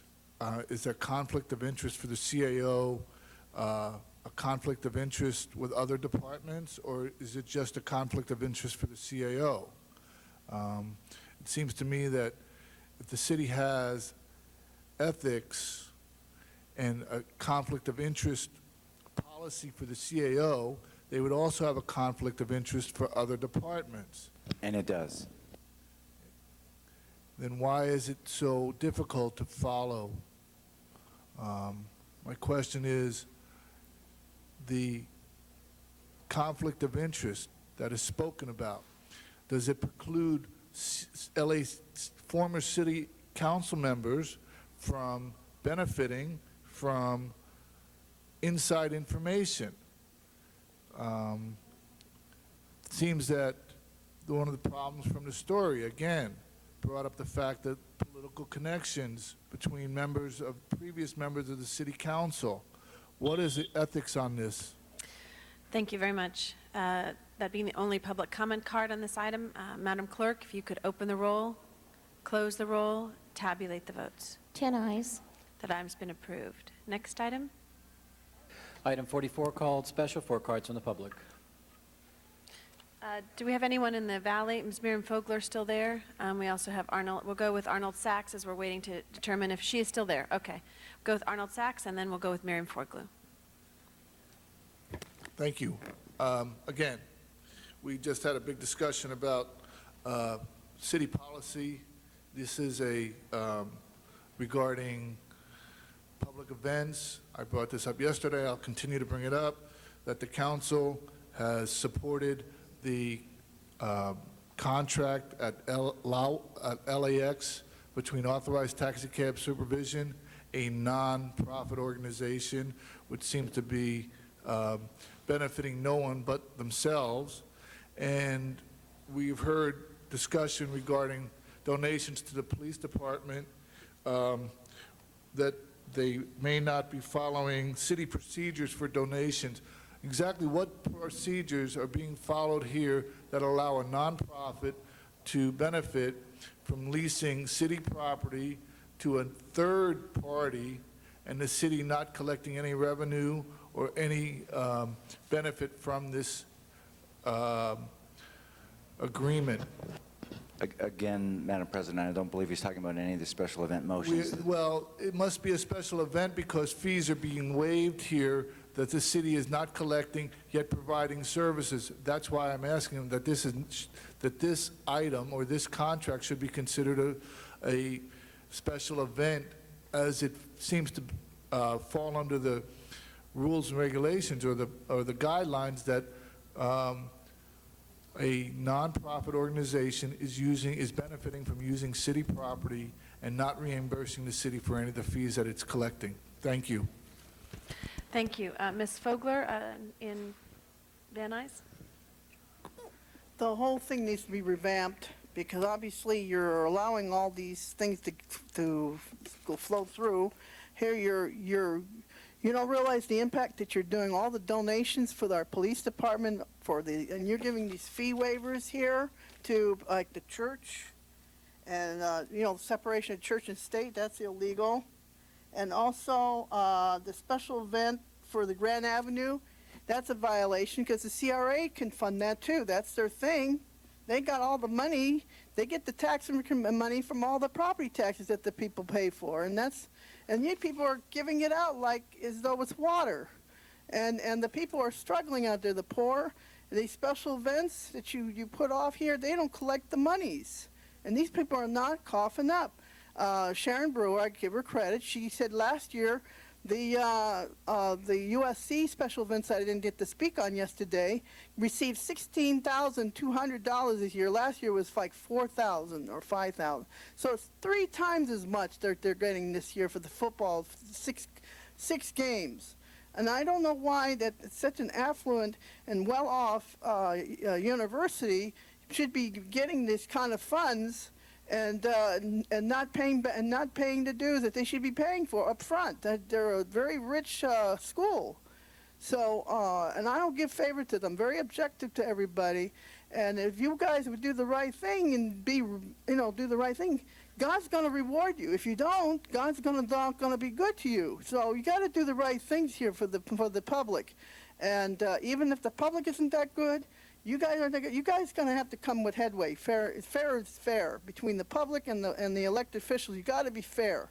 So these special events have got to be revamped, and like I said, need to be vetted, back to CLA and done right. I think just like the donations should be done, the special events should be done the same way. Same rules apply. Thank you, Ms. Fogler. That being our last public speaker card on that item, Madam Clerk, if you could open the roll, close the roll, tabulate the votes. 10 eyes. Thank you. Next item. Item 45, called special by Councilmember Parks. Mr. Parks.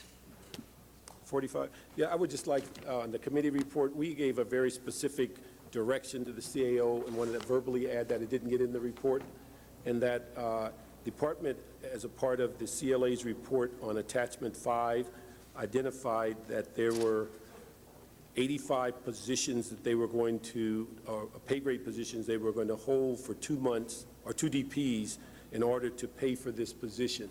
And we asked the CAO to take a concerted effort to ensure that they comply with that request in order that those funds can be identified. And that was not in the report, and just like to add it verbally. Okay, that being the only item added to this agenda item, Madam Clerk, if you could open the roll, close the roll, tabulate the votes. 10 ayes. That item's been approved. Thank you, Deputy Chief Hillman. Item 46, called special by Councilmember Hahn.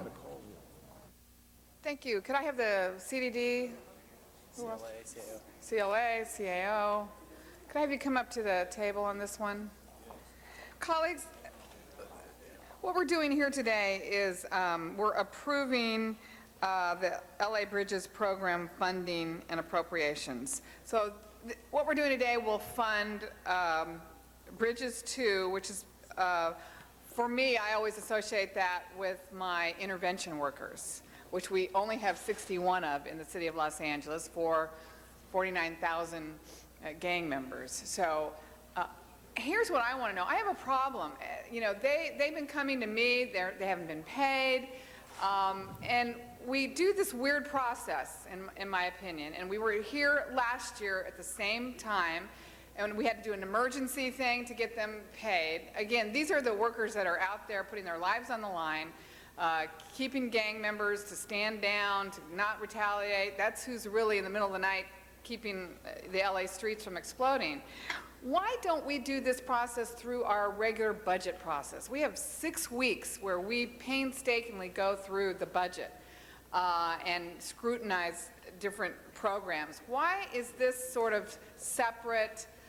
It comes to us at this point, it goes through like 3 or 4 committees, and then, as you know, we have issues with, I don't know, whatever reason they're not scheduled. It seems to me we're in this situation every year, and I don't think it's a good way to run this program at all. Is there a way we can do this better by including it into our budget process when we do that for our whole 6 weeks? So by July 1st, it's been approved, they get paid, and they do the work that we depend on. Emilio Rodriguez, CAO's office. The funds are appropriated to the general city purposes, and the services themselves are typically RFP'd.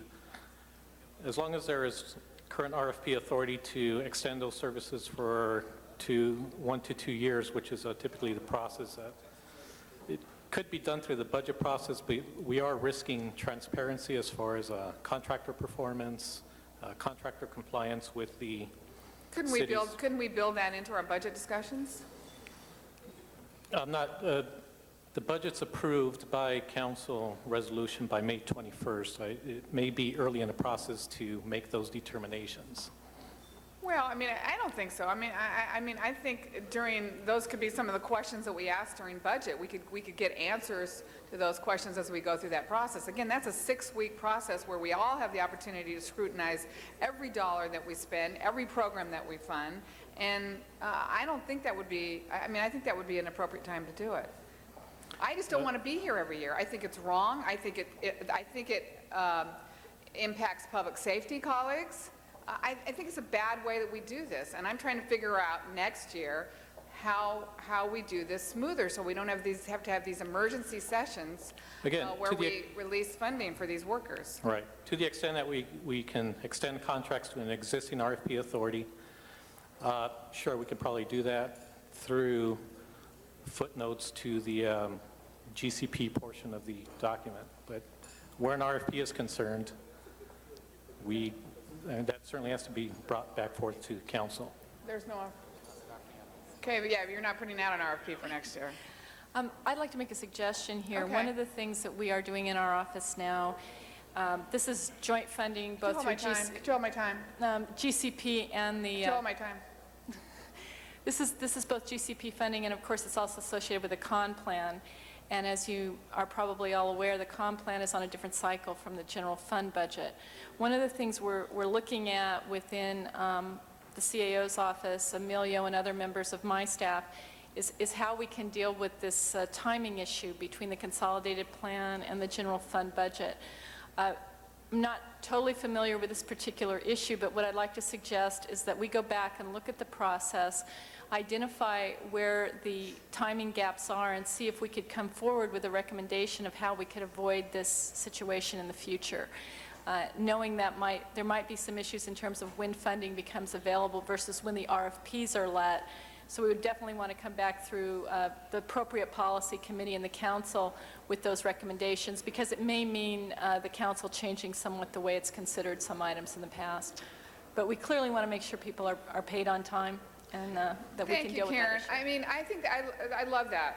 I love that you're at least going to look at it. You're going to suggest a solution. This is a problem, and I will tell you, it happens every year. It's a problem. So it's really not fair to these workers. It's not fair to these programs. And again, I think it ultimately jeopardizes our public safety. So we know it's a problem. If you could really take a good hard look at this, maybe offer some kind of a solution, or maybe we get their contracts, as you said, staggered a little bit, or maybe we renew them earlier, something. But it should coincide, I think, with our regular budget process. Again, that's a great time for us to spend. I mean, we have dedicated days where we're looking at our budget and how we fund things. So I would really appreciate it, Karen. And we will make that commitment to look at it, and I just want to sort of a little bit, hedge our bets in terms of if we need to see what the process looks like overall, and we want to make sure that if we're making a recommendation for changes, that we're not causing an unintended consequence that makes something worse somewhere else. But we will commit to look at how this funding works and where the gaps are and the timing issues, and see if we can come up with something better. Okay, I would like to ask for a report back on that. Absolutely. And I didn't know if anybody else wanted to say anything. The department would certainly support such action. It would facilitate more timely execution of contracts. So we certainly hope that there will be a solution. Why don't you work with Karen and We'll make this happen? We'll work together. Anything else? Okay, with that said, I mean, what we're doing is approving this today, which is a good thing because now they're going to get paid. But the bigger issue is, let's not do this every year. Okay. 2 years in a row, yeah. Thank you, Ms. Hahn. Mr. Cardenas. A lot's been said right now on this item about accountability of timing and making sure that we get this approved with the fiscal year, which is what we should have done, and obviously we're not doing that. We're already in August, and people are out there on the streets, as Janice said, some of them actually putting their lives on the line, and a lot of them are not-for-profits. They don't have the wherewithal to sustain 30 days, 45 days of payroll without getting paid. They literally live month to month, week to week. So I appreciate that, and we are doing so, and I appreciate your commitment on the record, Karen, that you are, in fact, going to come up with recommendations, and we'll see those, I'm sure, in the Budget Committee, and we'll see them in the Ad Hoc Committee on Gangs and Youth Violence on this matter. But I'm sure we need broader controls throughout the city, throughout all departments. But one thing I want to make everybody understand about this is going to be the last year in which we approve this CDD matter, Bridges 1, Bridges 2, this funding in this fashion with this dialogue. We are going to have greater accountability. We are going to have greater controls. We are going to have better dialogue with the streets and the departments and the bureaucrats within the city and with this council. So this is the last time we're going to have this discussion like this, and hopefully next year on the timing of it, we will have those controls in place, and we will have it done in a manner in which come July 1st, this will be approved along with all the other matters of the city, so that these contractors and the city does not skip a beat when it comes to people getting paid on time. Thank you. Thank you, Mr. Cardenas. Seeing no other speakers on the queue, Madam Clerk, if you could open the roll on this item, close the roll, tabulate the votes. 10 ayes. Thank you. Next item. Item 47, called special by Councilmember Hahn. Ms. Hahn. Madam President, colleagues, you remember yesterday you agreed somewhat hesitantly to hold this item over for one day. And this is an opportunity for us as the City of Los Angeles to give our unanimous approval and urge the Department of Transportation to approve United Airlines California to China proposal for a nonstop service to Shanghai. Yesterday I talked about how this would, bring about $156 million in wages. It would account for about 3,000 direct and indirect jobs. We're going to have more cargo going between both countries. This is a good thing, and this is what we want. We talked also about building the A380 gates at Ontario. We talked about a lot of things yesterday, but one of the issues that I had was how the workers, particularly the janitorial service, was being contracted out with United in their terminal. And I will tell you, United Airlines yesterday was great. We certainly got their attention. They were very willing to listen to the concerns that we had. We're a business-friendly council, but if it's nothing, we have always said we're for the workers, who I think make all these businesses run and give the first impression at LAX for the tourists and passengers that come through here. So it was about a contract that they were going to RFP for their janitorial services across the country. They have agreed to continue their contract with their existing janitorial service here at LAX, which is a union contract, and then later down the line look to even allowing more union contractors to bid for that proposal. So in deference to us, and I appreciate that, they've agreed to do that, and in return, we, which I think many of you already yesterday were unanimously wanting to support this idea of an LAX to Shanghai route, and we're going to do that today, and we're going to send a good message that we support United Airlines. We think they're a good carrier. We want their business, and we think this is the next step for them to be awarded this flight from LAX to Shanghai. So I hope we'll give them a unanimous vote and support, and I just really want to say I appreciate their willingness to talk to us. I appreciate their willingness to hear from us the concerns that we always have in Los Angeles, and that's for the men and women that really work hard. We want them to be paid decent wages and given the respect and dignity that they deserve. Thank you. Mr. Rosendahl. Thank you, Madam President. This is the best part of the democracy that I experience, and every now and then in my experience here in the city government, I get this validation of what I think is why we're all here. I want to thank Janice Hahn for her leadership in the last 24 hours, which was really the last bit of the puzzle that we needed to work out in working with United. I want to thank United Airlines for stepping to the plate and getting with us, appreciating us, because the workers matter to us. The workers are the backbone of our democracy. And if we take care of the workers, they take care of everybody else. And this is great. We do want Los Angeles and Shanghai to be a connecting point. It's a no-brainer. The Chinese-American community in Los Angeles is huge. This is a destination point for many folks from both the mainland and from the United States back and forth. It will be a very lucrative route for United. And of course, I encourage United to look at Ontario from the standpoint of the demographics of where the Chinese-American community is. I'm fed up with schlepping through this huge region just to get to one airport when every other large metropolitan area has 2 or 3 airports. And so this is a great day. Thank you, Janice, for your leadership. And of course, I support for a unanimous vote on this route. Thank you, Madam President. Thank you. Mr. Labange. The airport department could come here just to explain one thing for me, please. Airport department. I know, I just want one quick question, Janice. How many people fly into Los Angeles International Airport every year? There are about 64 million passengers. That is the total outgoing and incoming. How many go east of Sepulveda and go out of the airport? How many are stay in the airport, meaning? Come on. I don't have that number off the top of my head.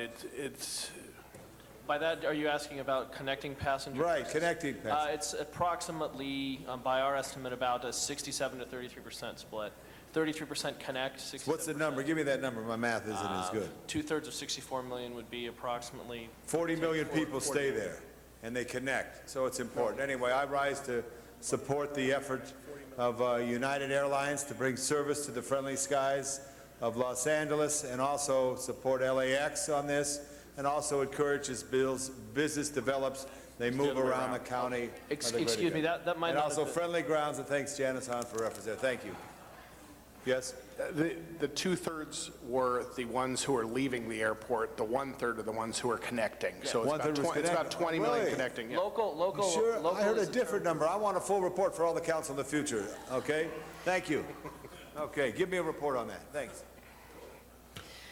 Our last speaker on the queue, Madam Clerk, open the roll, close the roll, tabulate the votes. 9 ayes, 1 no. It's forthwith to the mayor because there's a deadline of tomorrow for them to get their paperwork in to apply for this route. Yes, and I think we also wanted to send item 45 forthwith as well. Give me a dirty look. Okay. Tom, you voted no? Yes, you did. Commissioner Bond, would you like the record to suggest you voted yes? And that, and I want everybody to vote yes with me. That is unanimous and forthwith. Thank you. Next item, Mr. Clerk. Council has motions for posting and referral. Those will be posted and referred. The desk is clear. Thank you. Before we have our announcements, there's one announcement Mr. Zine wanted to make sure his office actually, we have Patty Patano here from the Therapeutic Living Centers for the Blind, had a special presentation to Mr. Zine. I know he has left, but Yes, he has, and thank you. You've all worked very hard today. I'm going to make this quick. Therapeutic Living Centers for the Blind cares for the lifetime needs of the multi-disabled and blind. We are privileged to be in Councilman Zine's district. He's wonderful at giving presentations. Our art department was busy yesterday, and our residents created a birthday card to commemorate the councilman's birthday, and they signed it and participated. We just wanted to make this public for everyone. So happy birthday, thank you very much. Thank you for staying for the entire meeting. We really appreciate it. Enjoy it. Colleagues, we have lost a quorum, so we will not be able to adjourn any motions, but if there are items, would you like to make some announcements? Mr. Parks, would you like to make some announcements before we leave? Just two. Tomorrow, the Greater Los Angeles African American Chamber will have their annual membership mixer at 6 to 8:30 at the Marriott downtown on South Figueroa. And then this weekend, we have the annual St. Andrews Park Jazz Festival, August 4th at 8701 South St. Andrews Place. Well, let me give you this. Thank you very much. This meeting is now adjourned. So they just